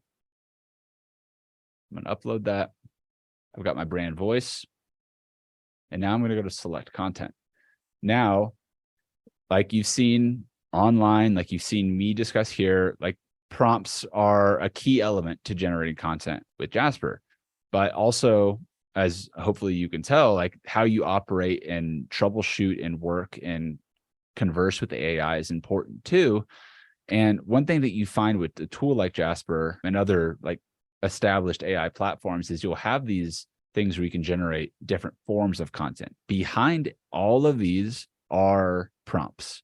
They're prompts that the team at Jasper's put together, or whoever is like built a tool that like have a series of those prompts and commands behind them that are going to go towards helping you generate more content that you need.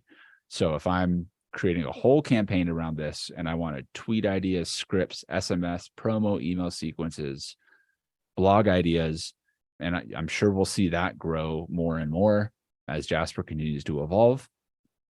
But just with the click of a button now, instead of going through and running each individual one of these as prompts for myself, I can now start to generate all of these other forms of content on top of the content I can already generate inside of Jasper chat with my tone of voice and content brief to generate and regenerate this content very quickly. And so what Jasper is doing now is creating that first draft of all of this content right away. So we see right here, and there's limitations with this too. And so this isn't the magic bullet that's going to solve all your content problems. But again, if the issue is just getting past that blank page and getting something out there and not getting overwhelmed with what prompt or whatever to use, like maybe you just want some blog ideas based on what you've already created, or maybe you want to refresh your blog ideas right here. As you can see, Jasper, I don't need a tutorial right now. See it constantly moving. I've never seen this before today. So again, always new stuff to look out for inside of these platforms. The ultimate guide to luxury new construction homes, giving me ideas of stuff I can write about and locking up a potential second home, finding their dream home, why Pompano Beach is a new hotspot for luxury real estate. So I could take these and I could start to build off of these for like different blogs, things of that nature. But now again, that I've set all of this stuff up, I can always come back to it and say, hey, maybe I want some more blog post ideas, or maybe I need, some new Instagram captions specifically. If I just click this now, because I've got my content brief uploaded, Jasper's just going to go ahead and write some Instagram captions off for me. And you are going to be limited with just these outputs right here. But again, for getting that ball rolling and having something to really quickly refer back to, I think campaigns are great for just getting that first draft done very quickly, grab it and go, add that to your social media, X, Y, or Z, on top of all of the other content that we're already creating. Again, key is batching and focus to be efficient with this, getting the content done, then you'll edit it, and then you'll schedule it out to be posted. Follow up with your leads, be more relevant, more consistent. And that's a big chunk of how we go about our content creation for that first bit. I know while I've been talking, Kelly has been doing some magic on her end with the Canva side, because text and words are nice and cool and all.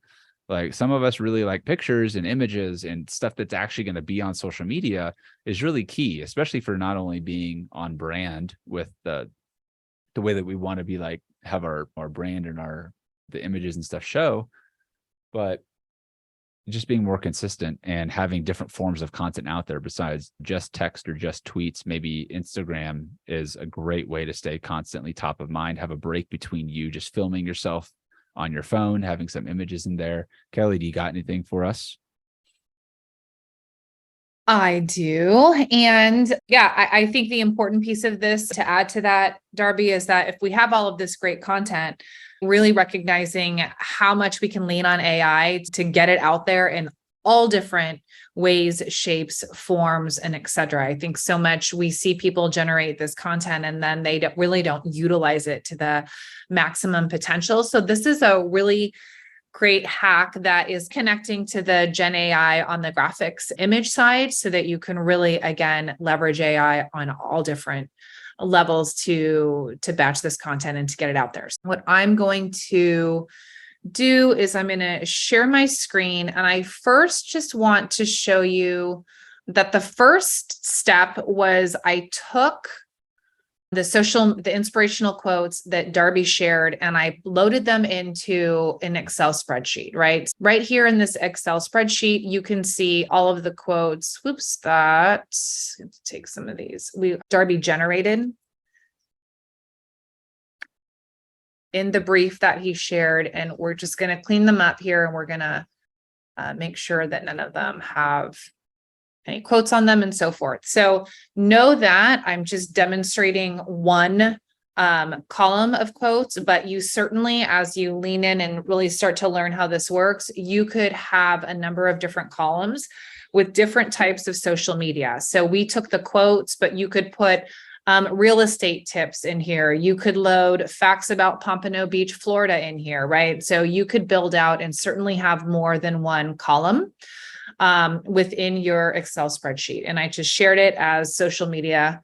And then I saved it as a CSV file, which is key, right? So you can take your stuff from the content brief and from AI, you can load it into an Excel spreadsheet and save it, or any spreadsheet, and save it as a CSV file. And then what we're going to do is we're going to come over and we're going to come into Canva. Now, Canva is a graphics program. Many of you might be familiar with Canva. It could be what you and your teams are using for social media graphics, Instagram, and so forth. It's one of my favorite tools. It's well-rounded. There is a free version. But what I did in Canva is I went in and I pre-batched some templates. Okay. Now, this is really going to come in handy for those of you that kind of have the same format, or if you use like a certain template every Monday when you do a quote, if you use a sample template every Thursday, or you can just go through and you can brand it. You can brand it to your business. You can align it with your city and so forth. So I just went through, I've got different templates. One is more of just looks almost more like an animated version. This is a city, place, and this has a beach background. There's lots of pre-made templates into Canva that you can use as well. So I batched a bunch of these templates. And then what I did is I went over here into this bulk create feature. And if you click on bulk create, it has the ability to connect data into your Canva account. So you can see here what I did is I uploaded this CSV file, the one that we just shared, social media quotes. And so now these quotes are loaded into the Canva file, and I'm going to click continue. And you can see here that it has all of the quotes that were generated. Now, what I did on this side is I went through, and there's a feature that says connect data. And let me just batch one more so you can see what it looks like.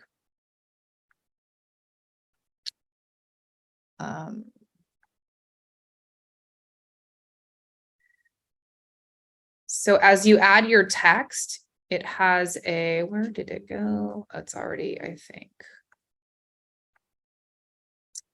It's already connected. So there's a piece here that allows you to connect data. And so what you do is it's going to pull up the fields and you're going to connect the actual field that's in your batch create. So as I showed you, the one field it identified was that one column, social media quotes.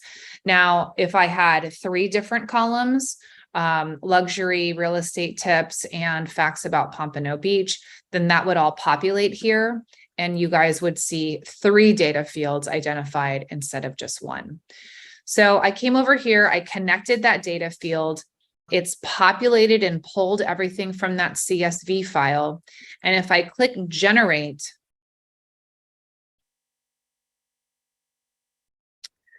what it's going to do is it's going to come in and it's going to give me it's going to fill in these 3 templates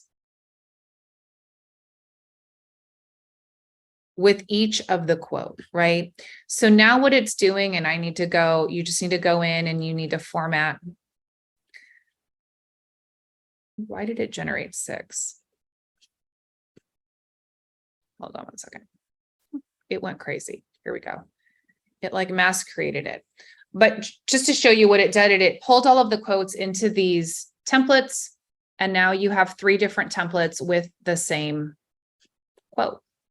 It went nuts and it generated like a bazillion, which we love to show. This is how AI can get glitchy, but you can see here, this is the next quote.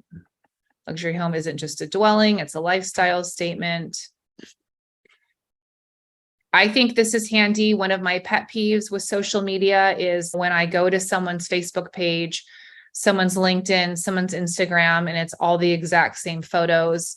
Although I know, obviously, as a business owner, as many of you do, for anyone who's putting out social media content, creating these images is really time consuming. And so sometimes saying, I have this great quote, but to create a different graphic for every social media platform, I don't have time for that. And this is a great way that you can go in and you can bulk create it.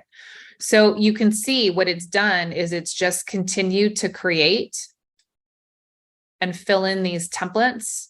It generated 160 pages, which I guess it was on steroids in doing that because we only have 10 quotes here. But all I have to do at this point is I just have to come in and I just have to frame it. And I have tons of not only content, but I have tons of graphics to go with that content in just a matter of minutes. This is a really handy way. Again, you can use AI outside of tools like Jasper Chat and work alongside other tools that have AI features to take that content and to make the most of it.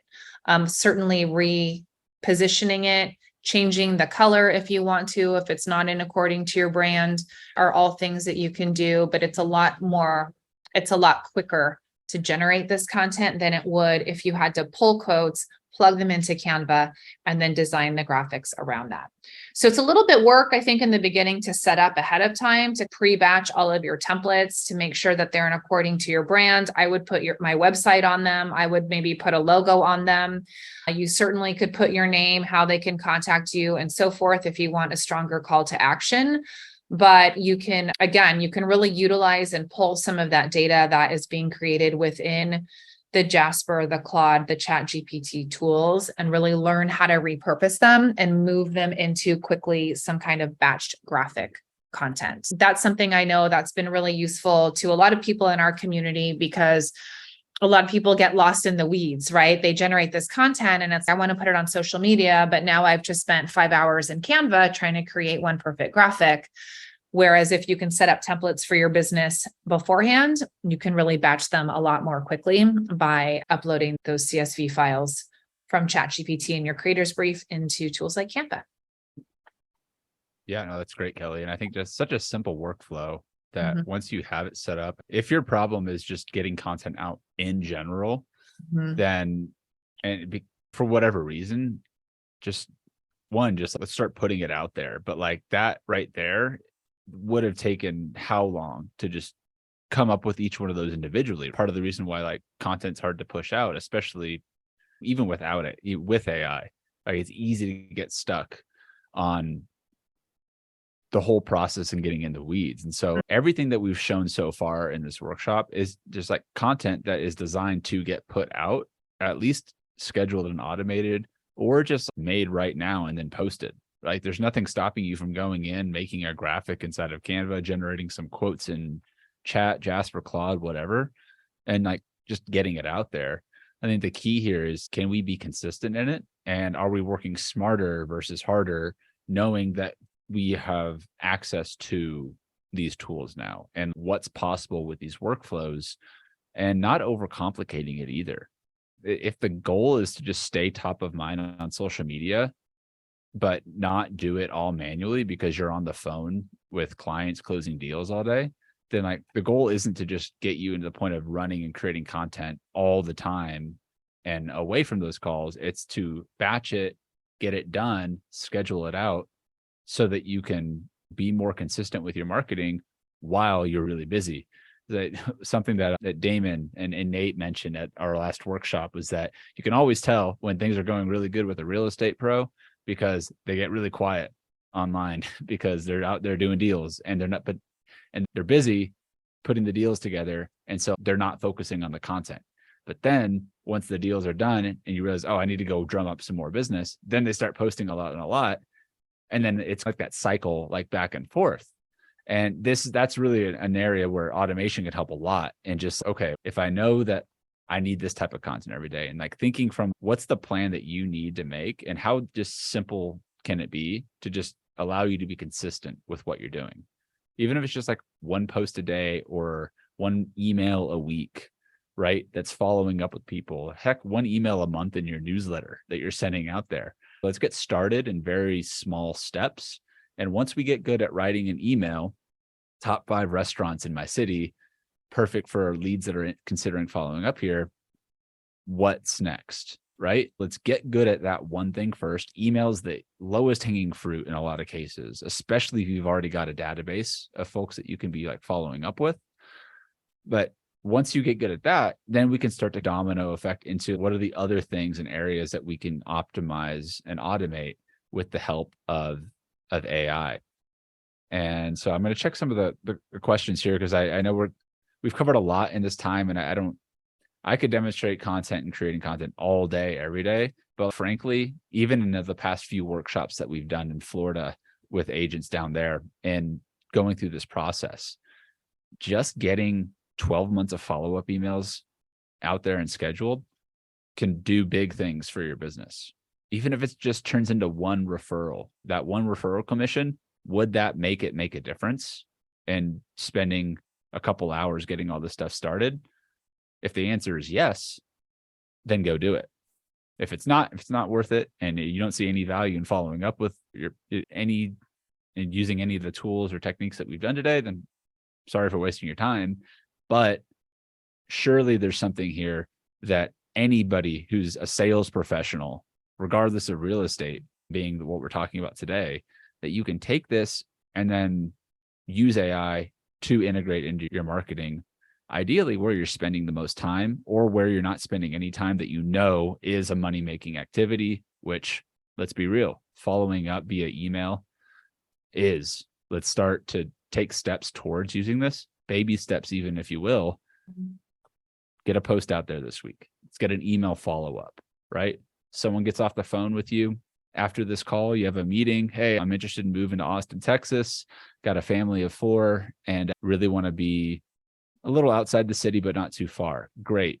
I can go in my Jasper chat. I can do some like, hey, this is what my person's looking for. Well, I think like Pflugerville is going to be a great place, for example. I'm moving to Austin in a few weeks again. So that's why it's on my mind. But you said, hey, saw you were interested in moving to this city.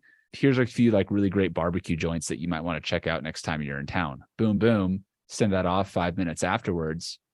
Like that same email could have taken you 15, 20 minutes to write beforehand. Now it could take you 15 seconds to write. Like you're compressing the time it takes you to get this content out there, but also just be more relevant and be more valuable and useful to those that you're working with and serving, which if you do that consistently, I think you're going to see and reap the rewards of the time and energy that you're putting into this. Yeah. And I think what you're talking, you said consistency, which I think is key. And I just wanted to jump in and share a good friend of mine who's a realtor here in Southern California. And she has been really dedicated to having more social media presence. And she, like, we're talking months and tons of time and thousands of dollars hiring people to help her come in, generate the content that we just did in, I don't know, 20 minutes. Right? Design all these things. She's brought in VAs and she's been at it for a good 6 months. And she's shared and I kept telling her, like, keep at it. It's worth it. And she finally shared that she just got a listing from someone on Instagram who's been following her in the local Long Beach area. And so she was like, you were right. I'm so glad. Like, I stuck with it. And she's just listed like a $1.2 million house. That being said, I know from this side how much money and time and resources she's spent really being dedicated to having the social media presence. And when I showed her a couple of weeks ago what we do, she was like, oh my gosh, I could have saved so much time and money just using AI to generate content instead of hiring people to create my content, hiring people to generate my graphics, sitting there trying to come up with good ideas for TikTok videos and come up with good captions and things like that. And I was like, I told you, because I had told her months ago. But I think we all know that seeing the results also takes commitment. You just can't. Putting up posts today is a great start, but you're really going to reap the benefits if you do it consistently for 1 month, 2 months, 3 months. And knowing that you don't have to hire a VA, you don't have to hire a social media team, you don't have to hire someone to write your content. You have the tools, as you've just seen, like right here in front of you, and you can literally generate it in less than an hour.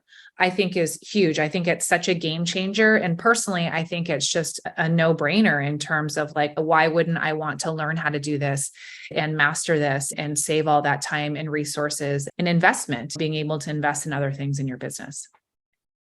On the investment note, is also investing in your team with this stuff. Just because AI can help with a lot of the processes here, it doesn't necessarily mean that, like, you have to fire everyone you're working with or have to cut the cord because you can go and take it all yourself. And especially if you already have a team, like what we just showed you here, yes, you could do it as like a solo agent and you could 10x your productivity, all that jazz. But you could also give your team superpowers. Imagine your team now going through this process and now not taking your time, you're enabling people on your team to be that much better, to give them this superhuman ability to leverage AI. And again, like, real estate is a team sport and in a number of different ways. And the agents that we're seeing and working with that are doing this is they're not, especially these workshops, which is why I like these like in-person events, especially just because after the last few years, like in-person events, it's great to get people together and work and collaborate. But what we were seeing, and Rachel can attest to this too, in the last workshop in Florida was like everyone, after about the first hour or so, all the aha moments, all the light bulbs were on, because once people got over that first little learning curve of just getting the basics down in Jasper, the workflows don't really need to get much more complicated. Sure, you could go and program and develop and do all the automation techie stuff for days, and there's always a place for that. But you could simply need an enhanced prompt instead of Jasper, help me with writing an email about these top 5 places to follow up with. And people were cranking out content, but then they were also connecting with other agents in the room about, oh, you could be my referral partner for this city. Hey, I've got a deal going on over here. This is the case. And so even solo agents working inside of brokerages are leveraging this stuff to get well ahead of the game and just open up their network and grow like their sphere of influence and the people that they're connected with, not just on the agent side, but again, people that, if you're never following up with people that opt into your list, and then they're going to forget that you're probably an agent at some point if you're not top of mind or following up with them. But one thing Nate was telling me, I don't remember the exact timeline. He's like, oh, like someone referred me this person. I have no idea who this person really is. Like I may have they may have gotten on my list like a year or two ago, but then they knew somebody that was there, and Nate is just consistent. Just make a video, put it up, do it, just do the thing and just be consistent with it. And whether it's a month, 6 months, a year, 2 years, like that consistency compounds. And AI is just taking a lot of that weight off of our shoulders of being more consistent with just getting this content out there, to opening up the conversation, having more opportunities to do more deals. And at the end of the day, that is AI is giving us our time back. It's giving us more of what we're looking for in terms of content, like production and efficiencies. And this is really the tip of the iceberg, especially for those of you that are just in and considering AI. I hope that today's call opened up your eyes as to what is possible. And there's so much more that we could be covering on not just a workshop like this, but like continued series of workshops, which is why we have our community and our memberships and our workshops that we do. We do have a few more questions that I want to get to here, but we're at about 2 hours in to this workshop time. We blocked off about 2.5, 3 hours total for it. Make sure we had time to answer questions and connect with you guys here on us live. But go ahead and right below, I think where this video is hosted, wherever it's hosted, there should be a link for you to opt in, and a link for you to opt in. Sorry, thank you for the comment. To opt in for our AI Quick Start Guide for realtors and real estate professionals. Now, this is a guide that Kelly put together. If you want to share a little bit more about that guide, Kelly, and what they get when they opt in for that guide and what they can expect as being a part of that list. Yeah, so the guide was put together just because we were recognizing in some of these intensive workshops, there's so much excitement about getting started. And with all of the tools and some of the other pain points, it's like, where do we start? So we put this guide together really as a place for anybody to get started. It's our quick start guide. And not only does it reiterate some of the pro tips, some of the things that we talked about early on around best practices and things like that, but just some insight on how to use AI, how to make sure that you're getting the best prompts possible.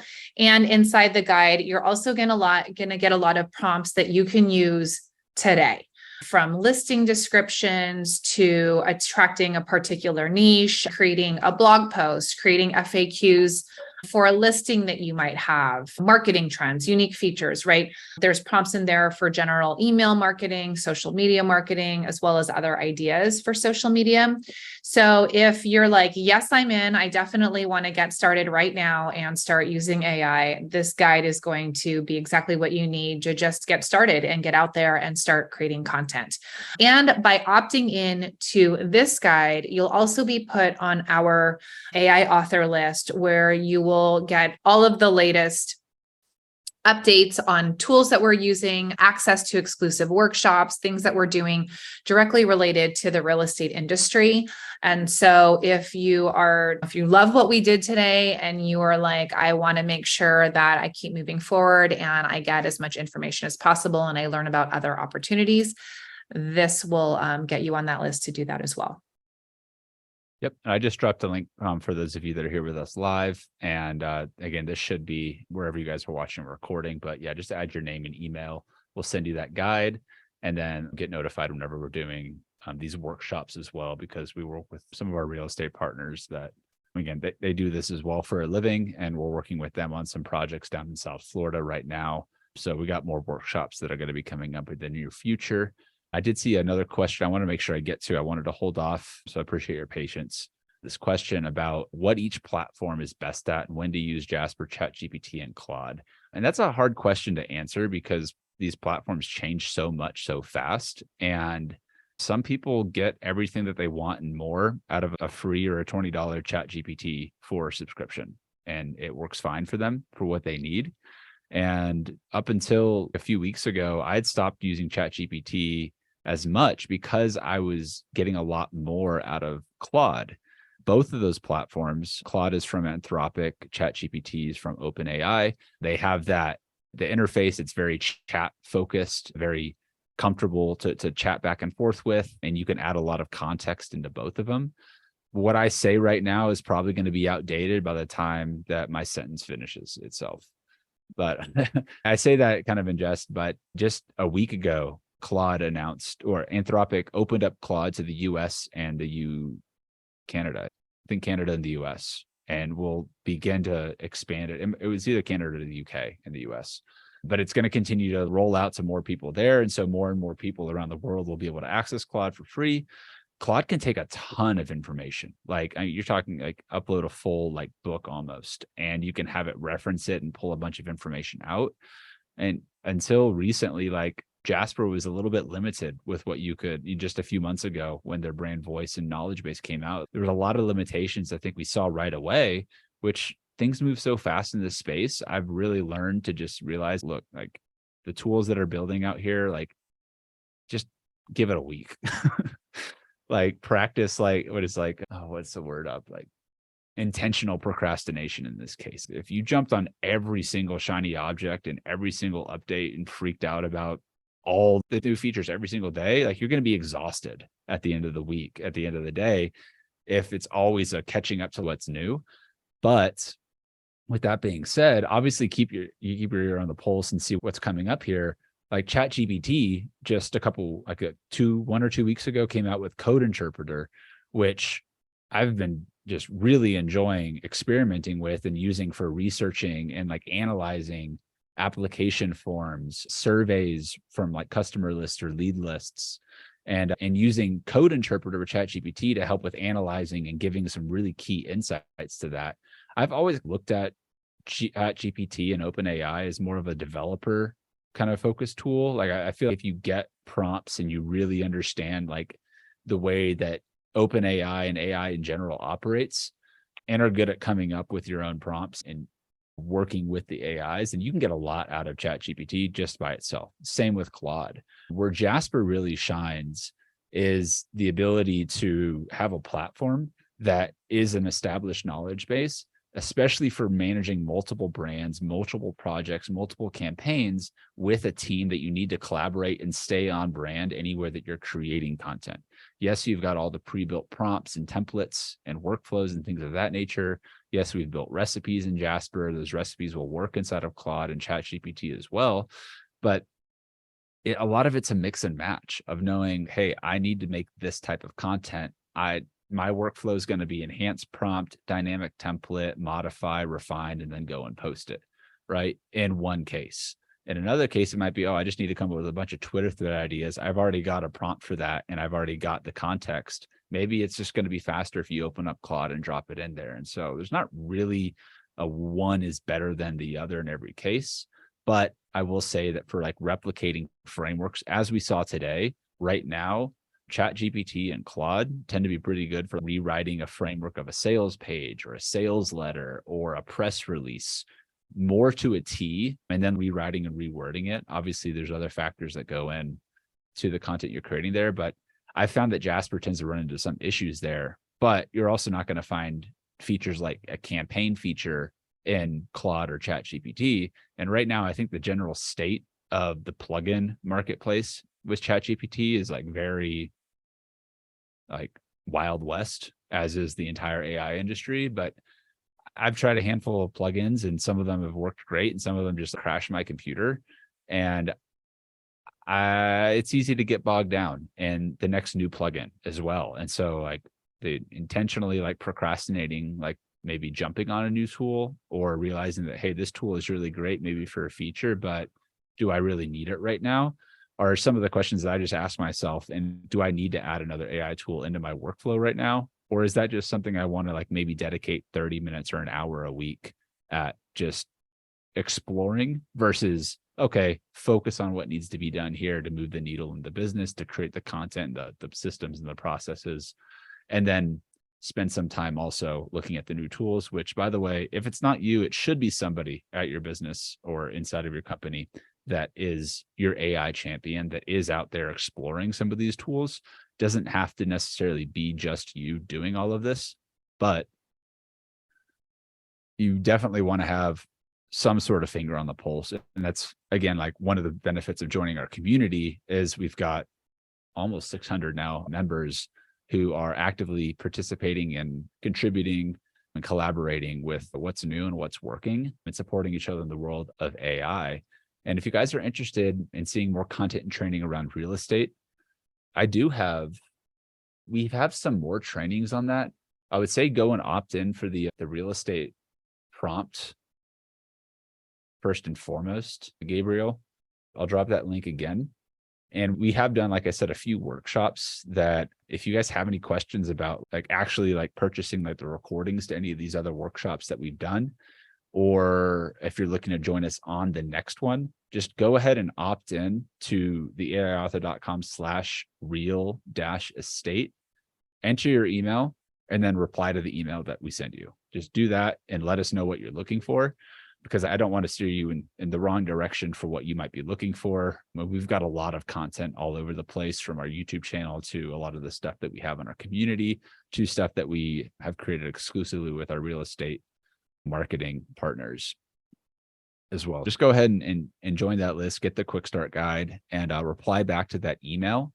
Let us know what you're interested in doing. If you're looking to hop in on the next live workshop that we do, if you want to catch some of the previous recordings, like we shared at the beginning of this workshop, one person's experience with that.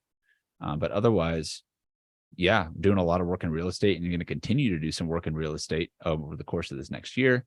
And on the lead generation side, on the follow-up side, on the general just marketing and education front of that, we've got a whole curriculum actually that we've put together and are looking to expand on over the next couple months for, again, continuing education and integrating AI into your real estate business, as well as working with brokers and agents directly who are just looking for ways to, again, get that edge on the competition, make your team and your whole operation more effective and productive. So if you're not a broker, if not like the main broker at your brokerage or otherwise, but you'd like to work with us to help train your team, or if that's you and you have people on your team that you'd like us to get trained, would like to get trained up on by us, again, reach out to us, get on our list, shoot us email at hey@theaiauthor.com. And we do trainings, curriculum development. Kelly, I probably share a little bit more on the curriculum side of things, but yeah, I'd love to hear a little bit more from you on that front, since that's really your area on that side. With the curriculum side and things like that, I think the biggest thing is that we're recognizing when it comes to AI and different industries and people's needs, it's just always evolving, and there's always things that people need to learn, and there's always different capacities that people want to learn in. So whether some people prefer a 3-hour workshop, some people prefer just to dedicate 2 days, get it all done. Other people like to take it step by step. And so we've really been working hard to develop not a wide range of curriculum, not only a wide range of curriculum, but a wide, different types of curriculum to meet all of your needs and all of your individual learning preferences. So we've been building out a micro coaching program, which has been amazing, helping people really get customized on their specific AI goals within their business. A short, actionable, step-by-step type of coaching within an app that I think is very convenient for the busy person, someone who wants to make sure they're staying accountable, but doesn't want to commit to a day or two of workshops. All the way on the other side of really putting together how, for many of you that have seen this and maybe are thinking yes, all the things, just I want to sit down and spend a day or two and get it all finished, to having those types of curricular programs available as well. As with AI, with all the changes and the fact that what we taught today could not be relevant in a week, the curriculum inside the AI author is always being developed. We're always talking and trying to figure out how we can make sure that we're not only staying ahead of the game so that all of you are with the times and there's nothing that's outdated, having those different capacities for you guys to access our curriculum so that you can really learn and master AI in a way that's in alignment with your workflow, your time, and your business. Yeah, I think when we say outdated in a week, I think that part of me goes to why even learn what we're doing right now if it's just going to change? But that's not what I think when we're saying it's going to be outdated. It's just that Jasper could come out with a new feature that could add or change up our workflow, or a couple of months ago, they changed their entire UI a day before we were doing a full-on intensive workshop, and we had to adjust on the fly. And part of being in this space and being like in business in general, but especially with like how to use these tools, is your ability to adapt as the industry changes. And which is why a lot of what we're developing and teaching here is still like fundamentally how to approach communicating with AI, how to respond when it gives you certain types of outputs, how to go about the process so that you can really integrate it into how you work and make you better and enhance what you're already good at versus trying to make you something that you're not. Going back to what we touched on at the beginning of this workshop today, is you're always going to be better at what you're doing if you're an expert in it. In the case of AI, right? You're going to know if this is good content related to your field of expertise versus an amateur or someone that's just coming in that thinks it's good, but in reality, it could be like the exact opposite, but they just don't know what they don't know. Like AI models are going to continue to evolve. We're going to have the next AI is going to come out, the new platform that people are going to go flock to. But what if you take all of this noise and you look for what are the things that really matter at the end of the day, especially as a sales professional, is the relationship that you have with the other humans on the other side of the keyboard or the phone, who you're talking with. If all of your content comes out and is clearly generic, everyone else is posting 55 emojis in your Instagram post or LinkedIn article or email, and it sounds super fluffy filled and generic, like generic AI content can often sound, then you're going to get lost in the sea of just noise in general, versus taking the ability to communicate and leverage these tools with your own unique content, your own ideas, your own insights, and then working with them to just get that communication out there faster, more efficiently, and better than before. You can have more conversations with your audience, with potential clients, with future clients, with what you're building as a brand and as a business. If you just ignore that, AI is not going to pull out its wallet and give you a credit card and purchase $1 million house. The person that we're talking to and communicating with here, that we're building a relationship with, that we're solving a problem in real estate is. So don't forget that when we're creating content. It doesn't, just because you can create content doesn't mean that more content is going to lead to more business for you necessarily. You could really annoy everybody on your list and piss them off if you start spamming people with a bunch of super generic, boring, not valuable or relevant content, and put yourself out of business very quickly, very fast, much faster than you could have if you had to write all these emails and all this content yourself by hand. And so I just want to just say that as well, because it's very easy now to just create content, but what constitutes good content and what is useful content and helpful and relevant, and what's the strategy behind the content? How are you getting that content into distribution? Who are the people you need to connect with to grow your business, to get in front of new audiences, to do all the things that were still part of business before AI became a thing? Don't throw that out the window. Instead, let's leverage AI to enhance and extend our own abilities to create, to innovate, and to produce. And at the end of the day, let's do that, and let's grow our business, and let's live the best lives that we want, because we're working and leveraging AI to work for us, not against us, and do all the things that come along with that. And of course, staying up to date and up to speed with everything, being able to adapt and adjust, that's critical just as much as everything. Guys, AI is going to be able to generate all the prompts, all the workflows, all the automations for us.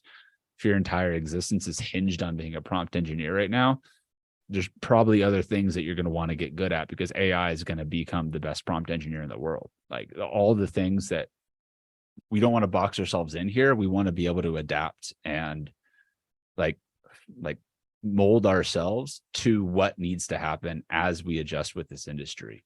And it's a constant level of change, and it's constantly forcing us as entrepreneurs, creators, professionals in this space to be at the top of our game. But I can confidently say that if you've watched this entire workshop today and you've invested your time into learning this, then you are most certainly more ahead than many of the other agents, professionals in the world that are just like maybe sitting around and don't really see like where AI is going to work with them in their business. there's plenty of ways that AI is going to be able to help you inside of your business to scale. You just need to like do the work of figuring out what's your current workflow and how can AI help with saving you time or doing something for you that you don't necessarily need to. Work smarter, not harder, all that jazz. And hope you guys got a lot of value out of today's workshop. Again, go ahead and opt in to get the AI quick start guide for real estate pros and get on the list for upcoming workshops, events, special things specific for the real estate side. And would love, before we sign off here, everyone here that's still with us live, I would love to hear maybe like a key takeaway, something that you took from what we demonstrated, an insight or an action step that you're going to now go and do based on what you learned here today or otherwise. We'd love to, if anyone could just drop a comment, let us know. It makes us happy to hear what you guys are learning and are going to go put into action. And of course, we'd love to see you as well inside of our Creator Plus community, which you can subscribe to at theaiauthor.com. So I'll get some comments in. We've got Thomas says to get on the bus and learn as much as possible. Already signed up for Claude and developed a brand voice and mission statement in the last 30 minutes. Way to go, Thomas. That's awesome. Gabriel, going to try and create some nurture email sequences. Great. That's an amazing place to start. Email is such low-hanging fruit. Great way to get out there, start nurturing your list a little bit more. CS, going to go check out Claude. Yes, guys, go check out Claude, Claude.ai. Add that to your arsenal. Well, at least that's my recommendation on top of ChatGPT and hopefully Jasper. Again, check out Jasper, theaiauthor.com/Jasper. Get started with a creator account or team or business. Leandra, lots of actionable takeaways. Be trying out the campaigns function in Jasper as well as the bulk create in Canva. Awesome. We'll love to hear how that goes for you. I love the bulk create workflow in Canva. Yeah, tons of value, guys. Replay will be available. Probably not this afternoon, but I'll be posting it tomorrow on our blog, probably on YouTube as well, and inside of the community. And if you want access to the buyer's brief, the recipe that we went through, then join the community to get that. Recipes are way too valuable to just be floating around for free. At least that's my opinion, since I spent the majority of the past year, lots and lots of hours putting them together, as well as trainings and updates for those recipes for our community.